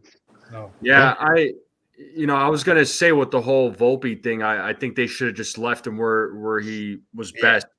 I think at some point they were gonna move him to the leadoff spot. I think they made that move too quick. I think it happened too fast. And Sunil, I hear your idea about the whole Oswaldo Cabrera, but I like Oswaldo where he is right now. I mean, if there's anybody to lead off, I agree with Joel. I think Verdugo is that guy. I think you lead off. I think you lead off Verdugo. I would have put him over Torres every day of the week. But right now it's just unfortunately some of these guys are hurt, and that's why they're kind of having to shuffle a little bit with the leadoff spot. But when DJ comes back, does DJ still lead off? I mean, is that going to be the case? I mean, you don't know.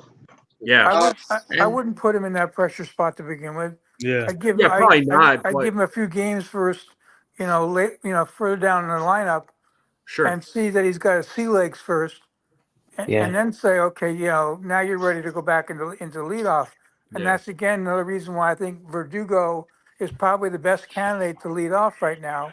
Agreed. Because he's starting to do better at the plate. Yep. He's much more comfortable being a Yankee now. He's smiling, so he's enjoying himself in that on the team. And why not take advantage of it and put him in a spot that he's familiar with? And there's one thing I would like to add to this. I want everyone to stop thinking that Torres is the best hitter on the team. That's what I see a lot in the chat. Torres is, I see Torres as expendable. I don't see him have a place next year. I think he's going to move on in free agency. I think the Yankees need to think in that terms and give Torres a day off or more than one day off at a time. I think people are going back to last season because outside of Judge. Well, last season is not this season. Well, last season is not the season. That's not my point. But he's been the only consistent player on this team that's been playing like every game. The guy never misses a game. I mean, right now, he's in a big slump. It was kind of the same thing last year, but he came around eventually. When last season, when Judge was out, his bat was showing up. All right, he's a durable guy. I can't take that away from him. Am I saying that he's going to be a Yankee after the season? Absolutely, no, I'm not. I think this is his final year, but I'm saying, right now, he's slumping. He's not fielding well. He's not hitting well. So hopefully he can fix that. But I think he could still come around. I mean, he's going to have to. I don't think he has a choice. This is his contract year, so he has to impress. If not, then it is what it is. I want to bring up Tim's point here, right here. To bring up Odor, you have to. So is that like the outfielder they got yesterday, Taylor Trammell? Is he on the major league roster right now? Yeah, he he played today. Okay, He played late. Yeah. He filled in. He played left field. They moved Verdugo over to center, if I'm not mistaken. So if Yeah, Odor that's comes right. up, if they do decide to bring Odor up, would he be the odd man out, Taylor Trammell or some other? Well, they have to drop somebody from the 26. Yeah. So it would be Taylor most likely. Or Jones. Jahmai Jones, yeah, Jahmai Jones. Jahmai, yeah. But I don't know that they would drop Jahmai Jones just because they don't have a lot of infield options at the moment. Yeah, the only situation where I can see them dropping Jones is when Birdie comes back. Yeah, true. Yeah, true. I don't know. I mean, they're at the point now where it's like the roster, because they're gonna have to make a roster move when Cole comes back, when DJ comes back.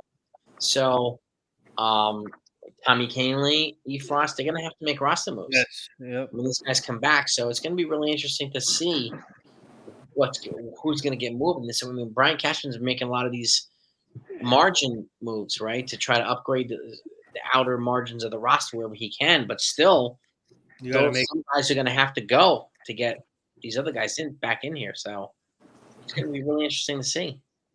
Yeah, unfortunately. Oh, sorry. Go ahead, Jason. No, I was just going to say, I think to Lumberkin points, I do think at some point Jahmai Jones and Trammell are probably expendable. I would. Yeah. No, I was just gonna say. I mean, unfortunately, injuries, they happen. I mean, they're part of the game. It's part of the sport. I mean, it happens all the time.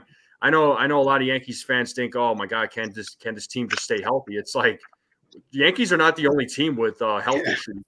Other teams have it way worse than the Yankees do right now. Astros. Oh, the Astros are one of them. The Marlins are another team. But yeah, every team is experiencing injuries in some way, shape, or form. But I mean, it sucks. But it's just the thing is, yeah, Cashman makes all these moves. He acquires all these players.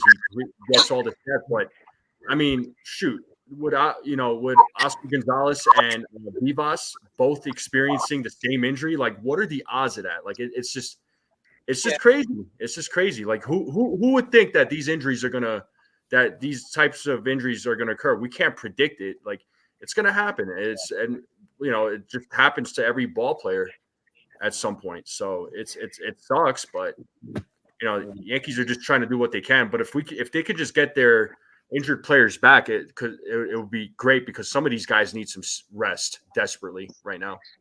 Yeah. Okay, what do you think?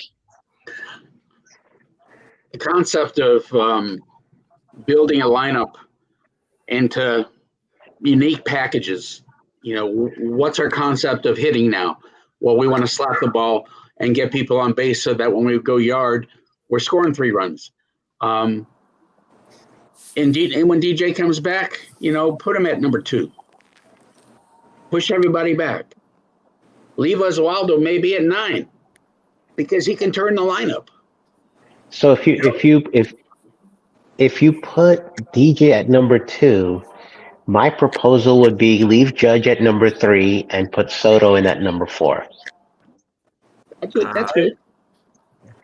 Yeah, because Soto's the only guy who's basically raking like a madman.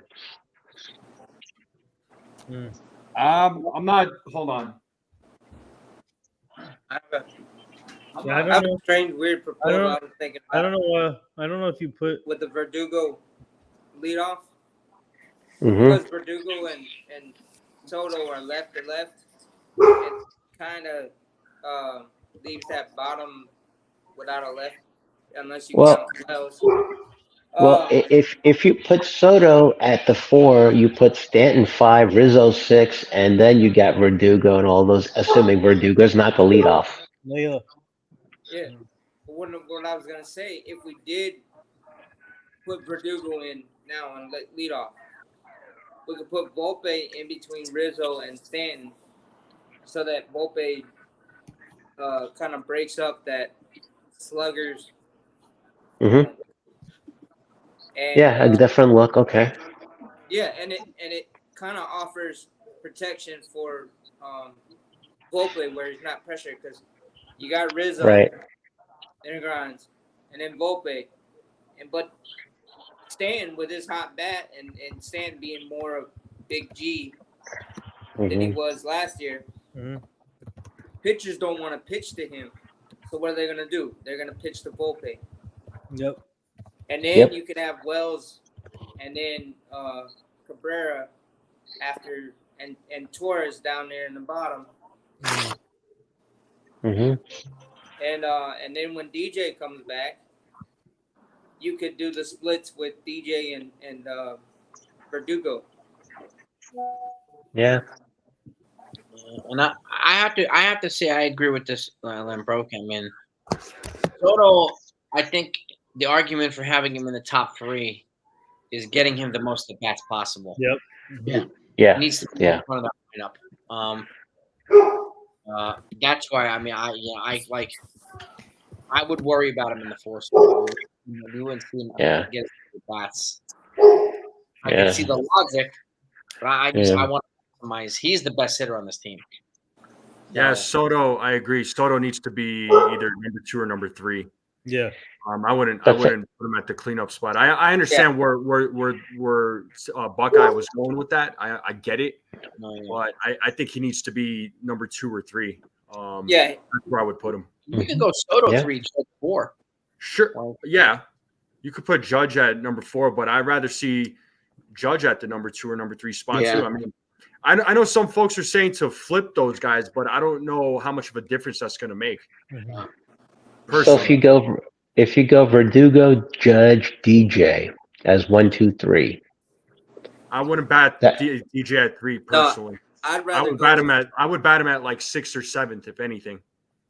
Yeah. Honestly, that's what I would do. If I were to flip Soto and Judge, it would be with Verdugo on top, Judge, Soto, and then Rizzo, Stanton, flip-flop, and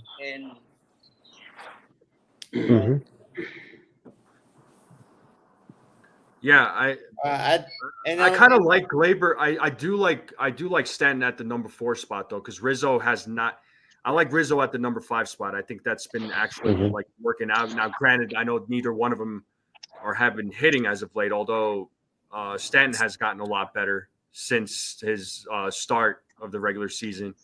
But I do like Stanton at that number 4 spot personally. Well, in a lineup like that, they would probably like to switch it up from righty, lefty, righty. So if you think about that, you could have Verdugo as a lefty,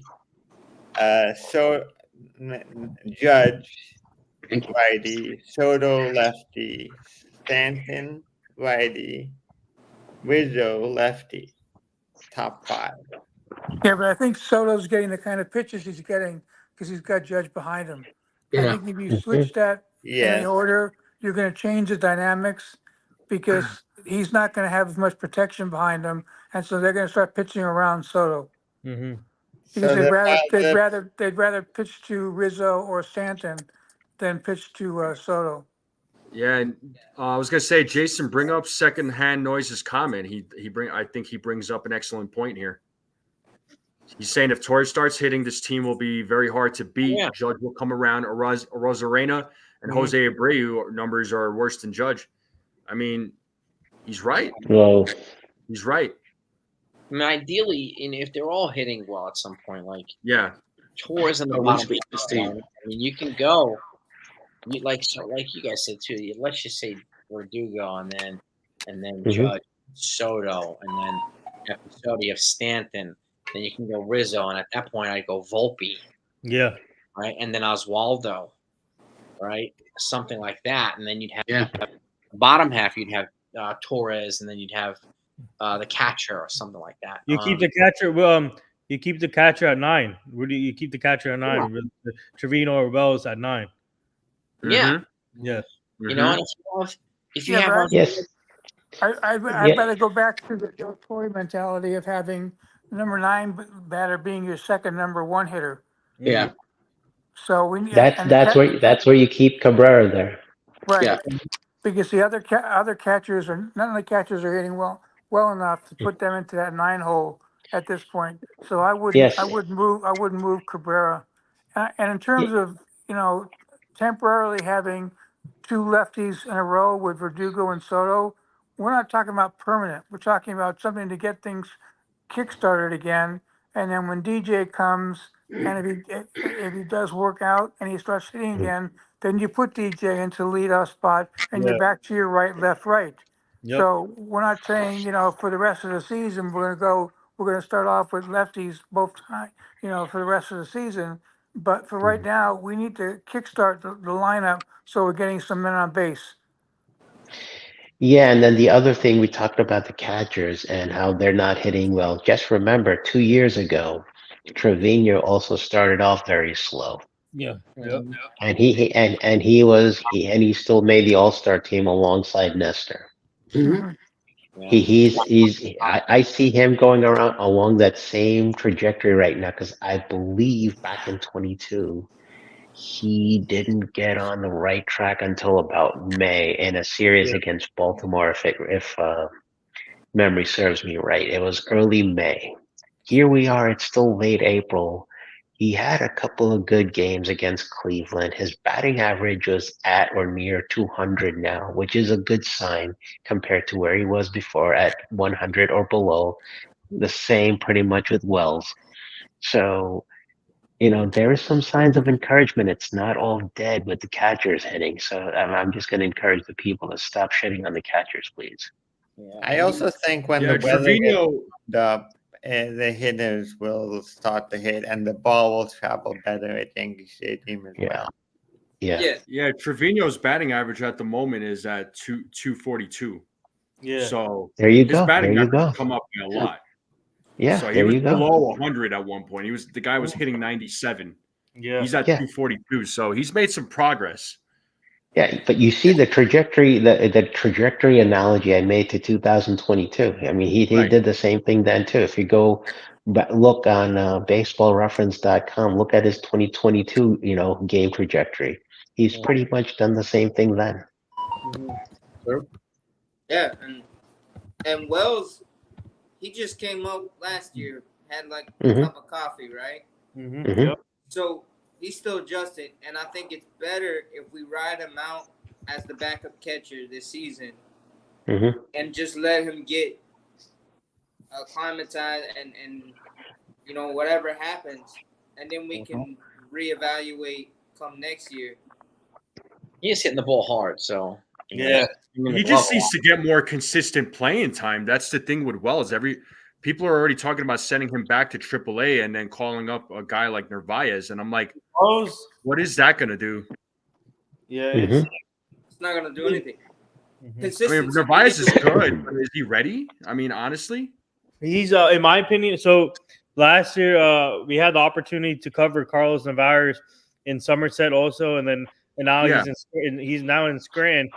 He's killing it in Scranton right now. 6 home runs in Scranton, and this guy, his development process from Somerset is interesting. He improved a lot when he was at Somerset. He improved his game, and his defensive mechanics was improved, and then that's why he's in Scranton right now, because of his defense, and now his offense is starting to pick up.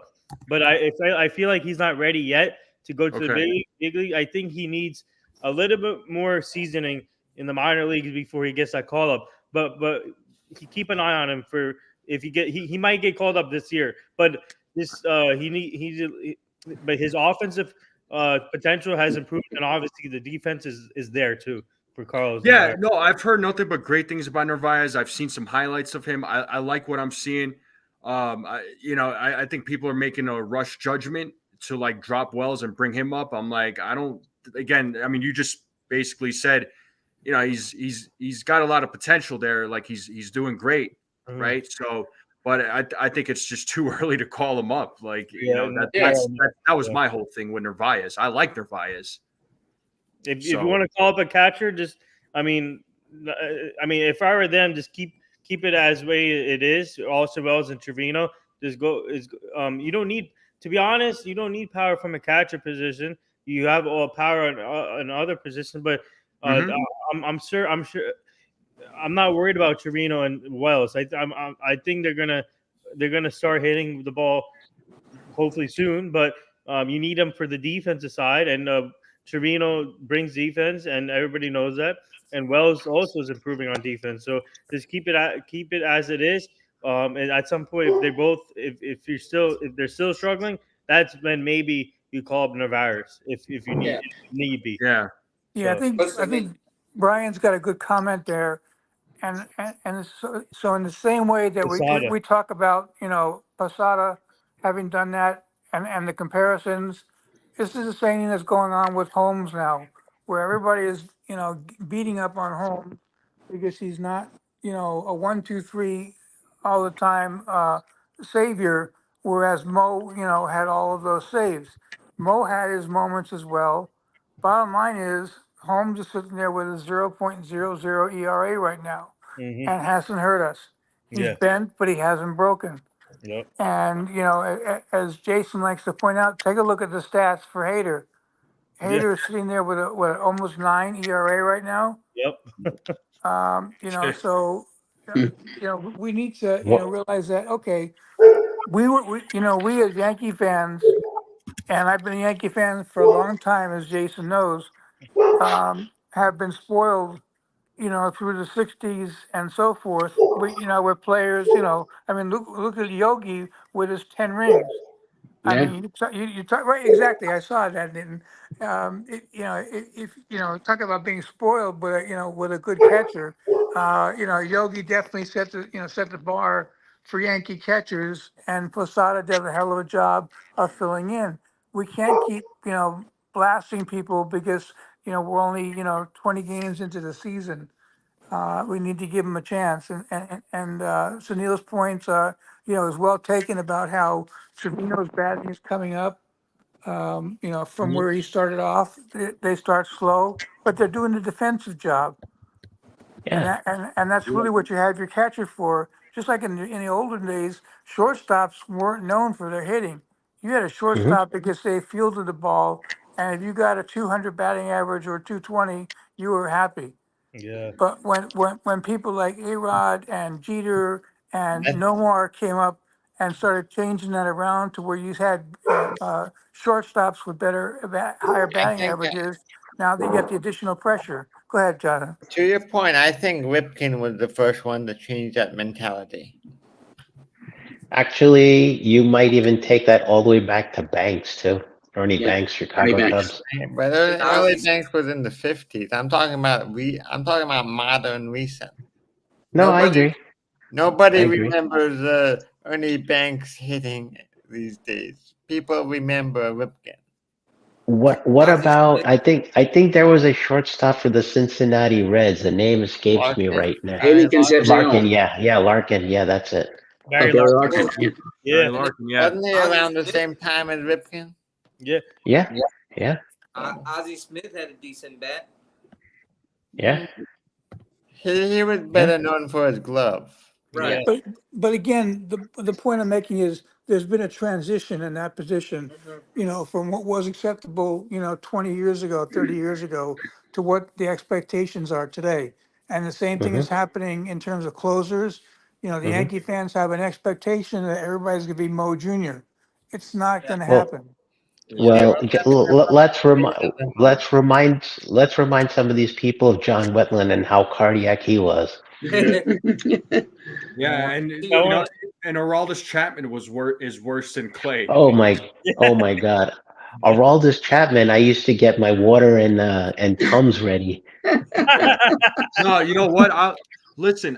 There's still some fans out there that are like hating on Clay Holmes. I don't understand why. I'm like, I don't know why either. He's got a 0.00 ERA. He's better. He's doing a lot better than freaking $95 million Josh Hader. So what are you people complaining about? He's doing just fine. And so what point here, there will never be another pitcher like Rivera. Never. So when ever. Speaking of. So when I see Josh Hader's ERA, I think of the Giants defense from this past year, giving up touchdowns and two-point conversions. We're not going to talk football references here, dude. Come on. Go back to sleep, Neil. Yeah, tell him, Joe. I play better defense on pickleball. Okay, No, remember but that. take a look at. You know what? I play good defense too. I could show you a thing or two, Sunil. Take Don't a look be at sneaky. Tim's. Take a look at Tim's. Take a look at Tim's comment, and Tim's comment is right on. Yeah. Most closers more like Holmes and yep. Yeah, exactly. You know, we brings up an got excellent- spoiled. If we were in another city watching other closers, we'd probably be, salivating at the thought of having something like Holmes. Yeah. Yeah, well, so it's it's all relative. I can think of a Southerner guy that comes up really, really, really nicely on this discussion. Jonathan Krappelbon, anybody? Are you talking about Jonathan Papelbon? Yeah, Papelbon. Yeah. Okay, let's say their names. I call him the Scarecrow. Hey, when he pitches for Boston and Philly, the two teams that New Yorkers love to hate, you have every right to shit on them. When they pitch for those two cities, Boston and Philly, you have every right as a Yankee fan to basically shit on them. But he reminds me of the Scarecrow in the fields with his squared off position that he gets into when he's on the mound. That's what that image gives me. Speaking of Hader and Houston, it's finally good to see them having a losing season so far this year. Yeah. Oh, they're back to third. They're back to a 30-year fix on last place when Altuve first came back. Only 6 wins on the season so far for them. But Houston, we have a problem. Yeah, maybe. I can actually go outside and wear my Yankee gear, and nobody will pick on me now. Yeah, that's right. Man, Joel, don't let nobody pick on you. Oh, trust me, I never do. Joel, wait. You're in Houston now, right? That's right. Keep my number on speed dial. I'll drive that 250 miles in a heartbeat. I don't even remember where you are, Sunil. In Dallas. I'm in Dallas. Dallas, yeah. Yeah. Where Joel is at, it's about 250 for me. 250 miles. How about them Cowboys? Exactly. And to my point, to the point we were making earlier with younger guys and comparing them to the yesteryear. Remember Bullpen last year? They're struggling. And everyone, he's no Jeter. And they kept trying to compare him to Jeter. And Jeter had his struggles. But Bullpen did something that Jeter never did in his career, nor any other shortstop or Yankee rookie. And that's 2020. Yeah. Yeah. Look. Yeah. And the Gold Glove. Listen, even if he didn't go 2020, even if he didn't win a Gold Glove, my opinion on Volpe wasn't going to change. I was going to say the same thing that I said. What do you call it? About going into the season, like give him another chance. Let's see how he does, because he comes up this season or last season. He comes up. Everybody was all happy, like, all right, Volpe. You know, the local kid, and then he goes on a big slump. He didn't play well last year, but I'm not holding that against him. It was his rookie season. Dylan Lawson. And then whatever the reason is, Dylan Lawson, whatever the reason is, he was a rookie. People were already like writing him off, like he's not the answer. Send him back down. DFA him. Forget this guy. He's not the next Derek Jeter. I was like, can you people just chill out? Like, calm down. Like, give him a chance. He's off to a much better start this year than he was last year. And yeah, right now he's kind of in a little bit of a slump, but I think I'm confident that he'll bounce back. But hopefully sooner rather than later. But people, I don't like these comparisons of like these current players compared to other players. Like, let Volpe be Volpe. Let them be who he is. First of all, I want to get Jacob. Jacob, you spelled my name wrong, by the way. It's Nithin, not Nihin. He purposely missed your new name now, dude. Sorry. Yeah. So when people talk about Volpe and him not being the next Jeter, let's remind him of the shortstops we called up in 22. Aside of Peraza, who was that Korean one? I can't remember the name. Nathan, you probably remember this name. Boyd Park. Who? I think it was Park. Park. Is that his last? Yeah, that. Managerial Park, who's somewhere in Yeah. Pittsburgh now. Yeah. The Park guy. We traded him for Hey, Holmes. Yes, For Holmes. That's Yeah. Park. Yeah, exactly. Yeah. So would you rather have any of those guys who we already parted with? Yeah, no. I would rather have Holmes. No, I'm saying at shortstop. Oh yeah, shortstop. Yeah, Park. Yeah. Would you rather have him or Volpe? Volpe. Exactly. My point is that we just need to ride out. I'd rather ride with these young guys and let them develop and prosper in their roles. Exactly. Yeah. Like, exactly. Just stay consistent, because when we were doing the back and forth, look how many people got hurt or got messed up by that system. Florial. What's his name over there? Jackson. Ezekiel Duran. Frazier. Oh, Clint Frazier. Yeah, there's a whole list of guys that we just kept going back and forth. Yeah. There's a Duran, and then and what's his name? Oliver Dunn. Remember him? Now he's with the Brewers. He's doing good with the Brewers now. And then Duran, like Sunil mentioned, Duran. And then there's a couple other a couple of infielders that left too. I forgot who. Trying to remember. I don't remember. I gotta look at the names. Well, not an infielder, but there's another outfielder, Tyro Estrada, who's now at San Francisco. Yes, Estrada. Yep. Yeah. He came up as a shortstop though. Yeah. Yeah, but he's been consistent in San Francisco, but he barely got a chance here in the Yankees. Yeah, that's true.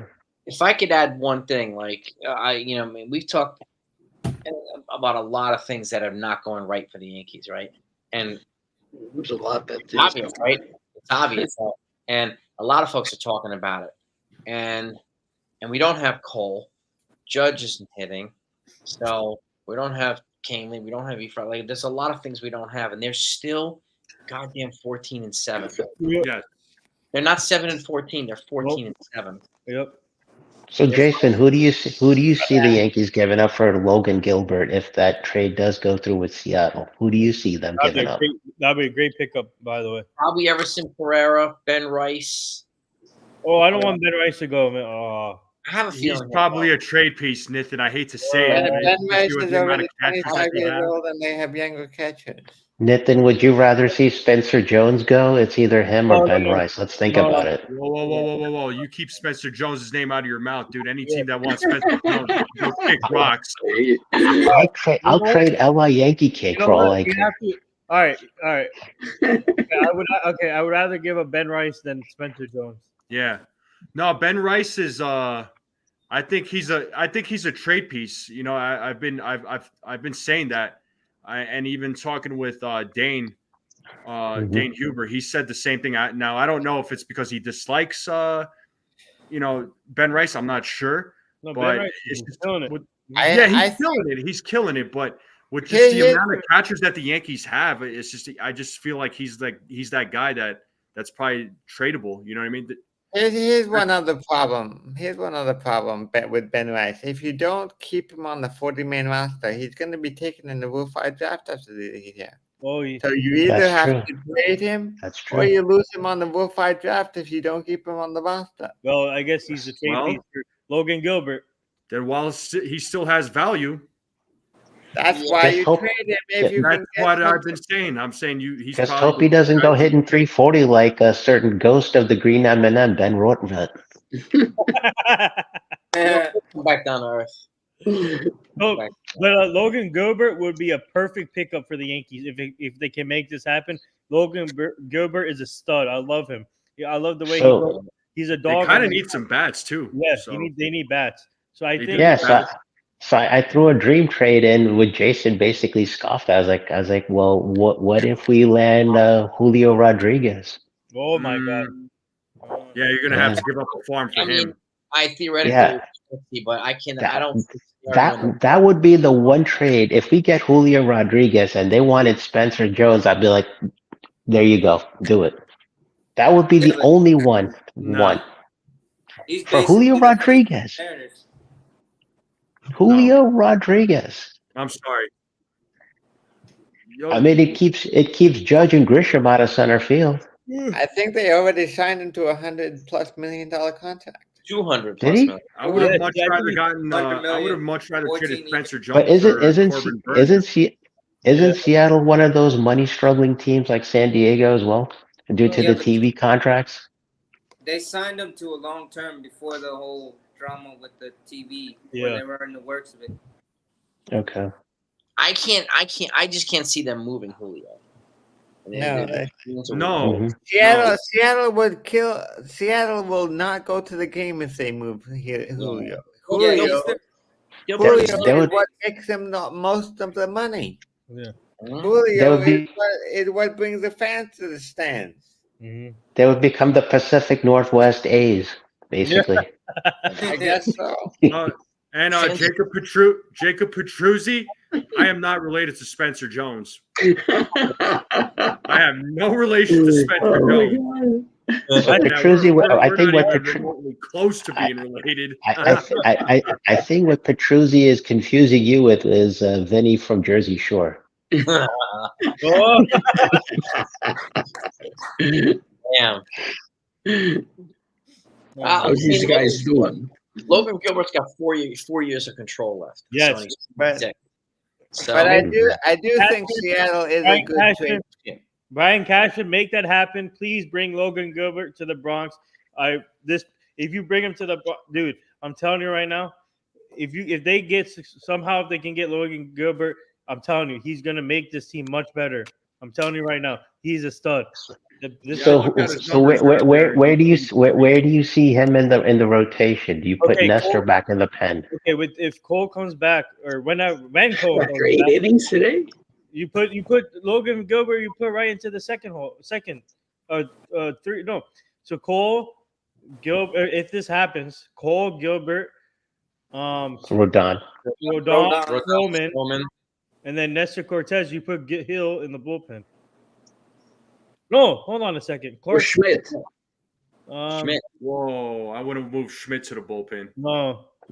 Keep Schmidt there. He's proven now. He's improving and he's shown he belongs. I'm still worried about Nestor's shoulder though. Yeah. What if we long bring term. Nestor and Hill? Would you, Jason?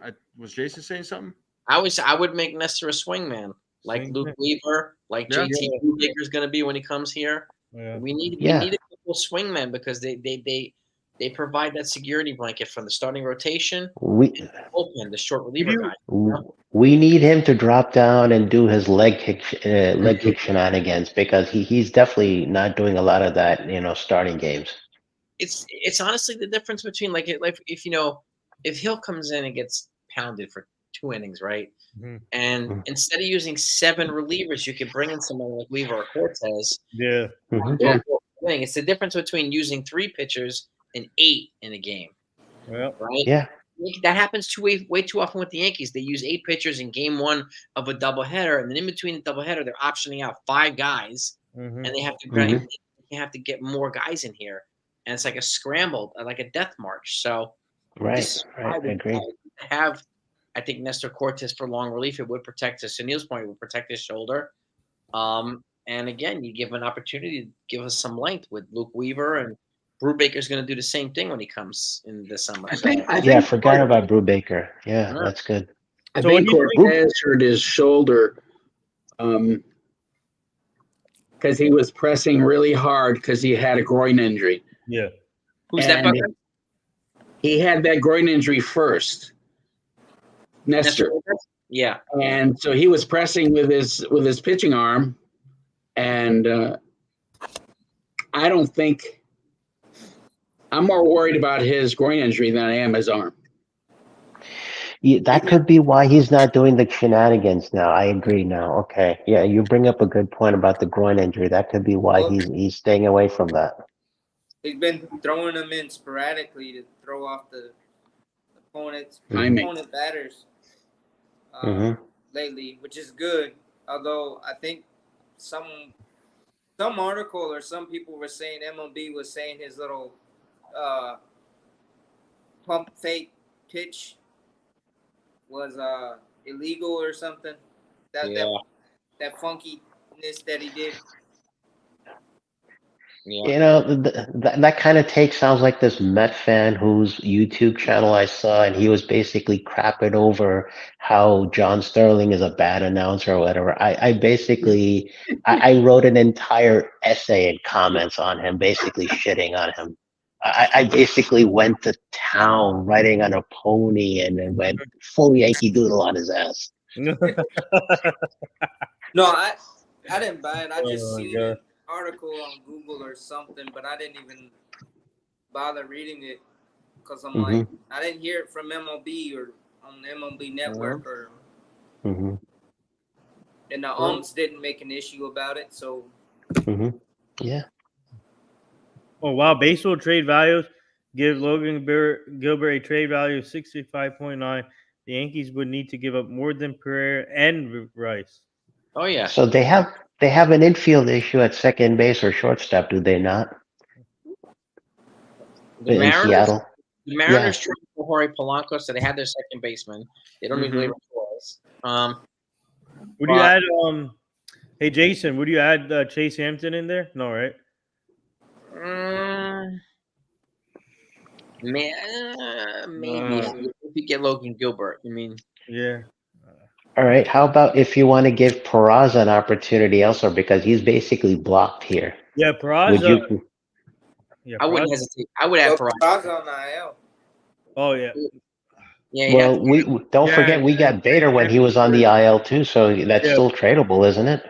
Yep. And isn't Chase Hampton headed for Tommy John? Yeah, it's hard to UCL like Jim Broken said. Yep. UCL. Yeah. Well, what about Beater? Beater? No, I don't want to give up Beater. No way. Nope. Do not. No, Beater is Beater is going to be a good. No.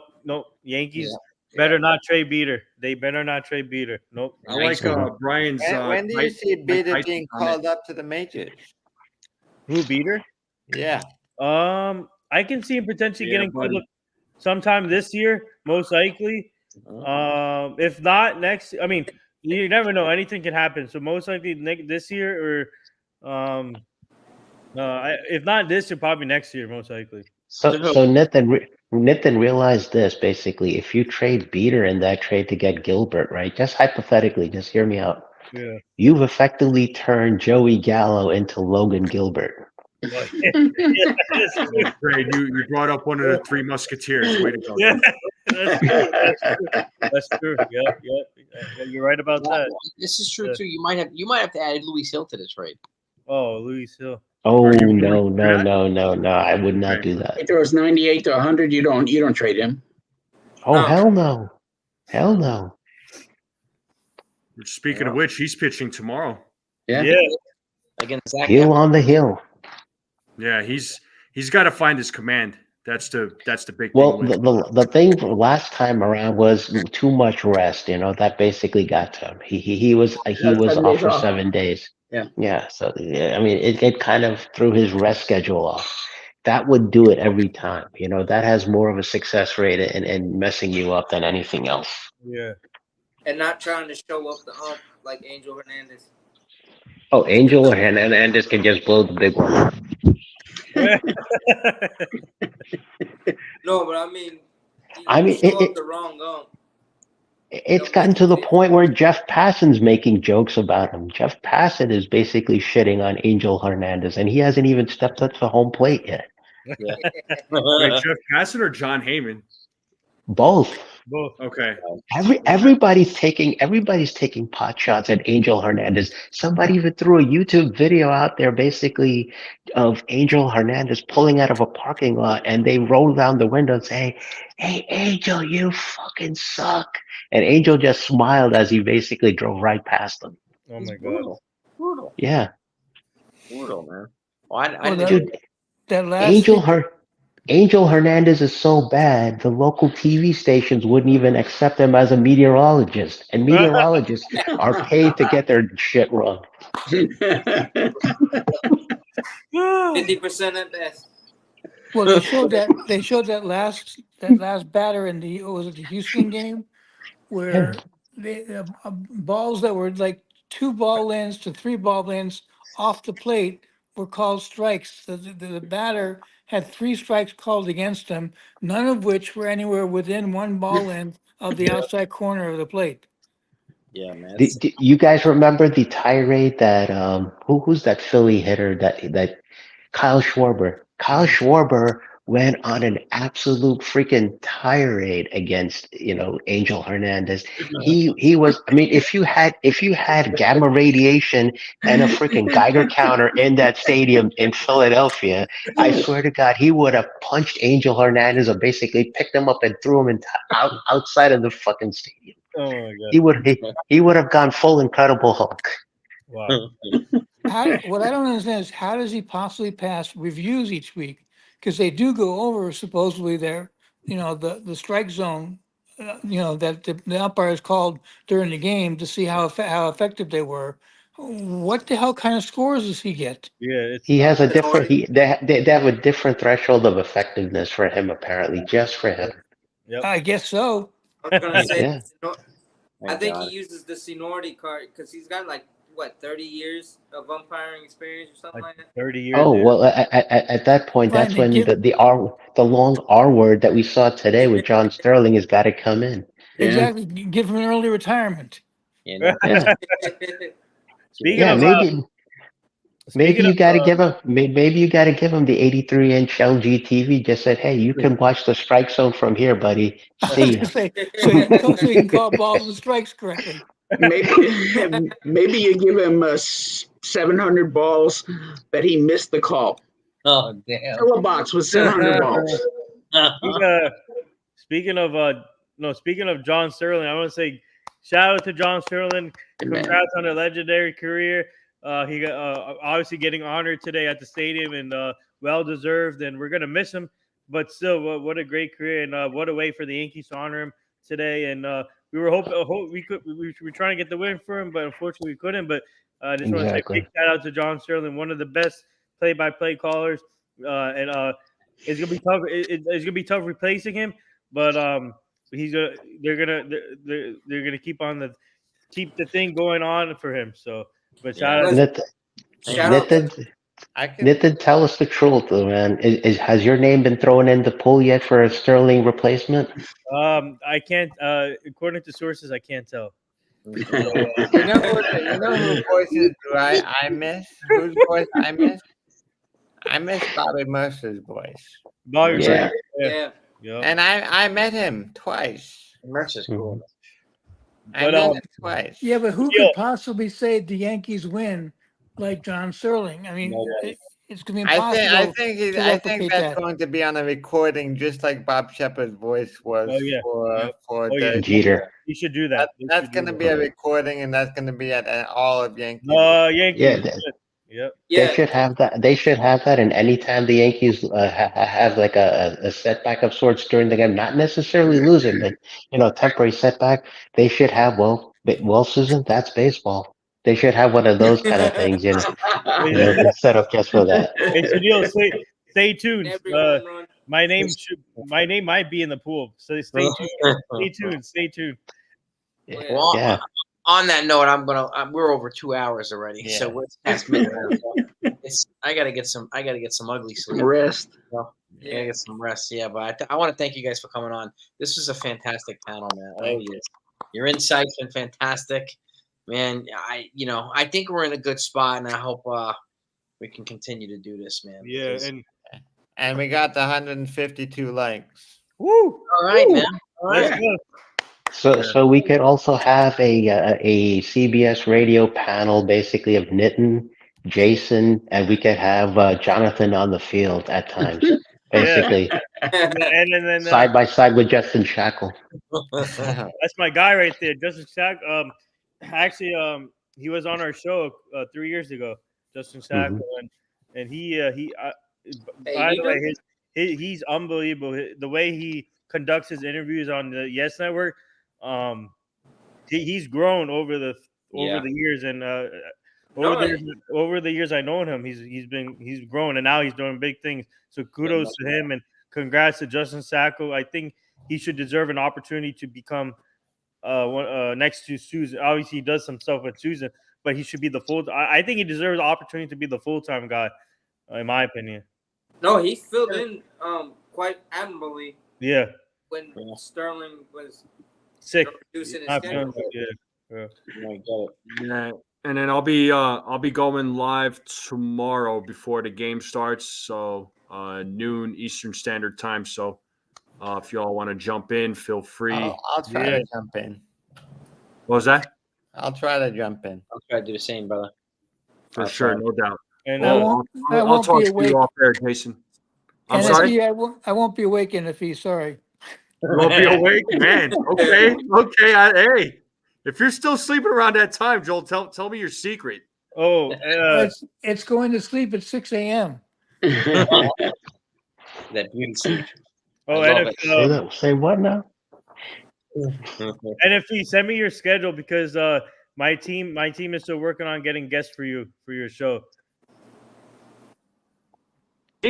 Or huh? Yeah, for you, NFE. Sorry, you cut. It cut. No, dude, it cut out. Like it was a connection. I had a connection. Okay. Can you hear me now?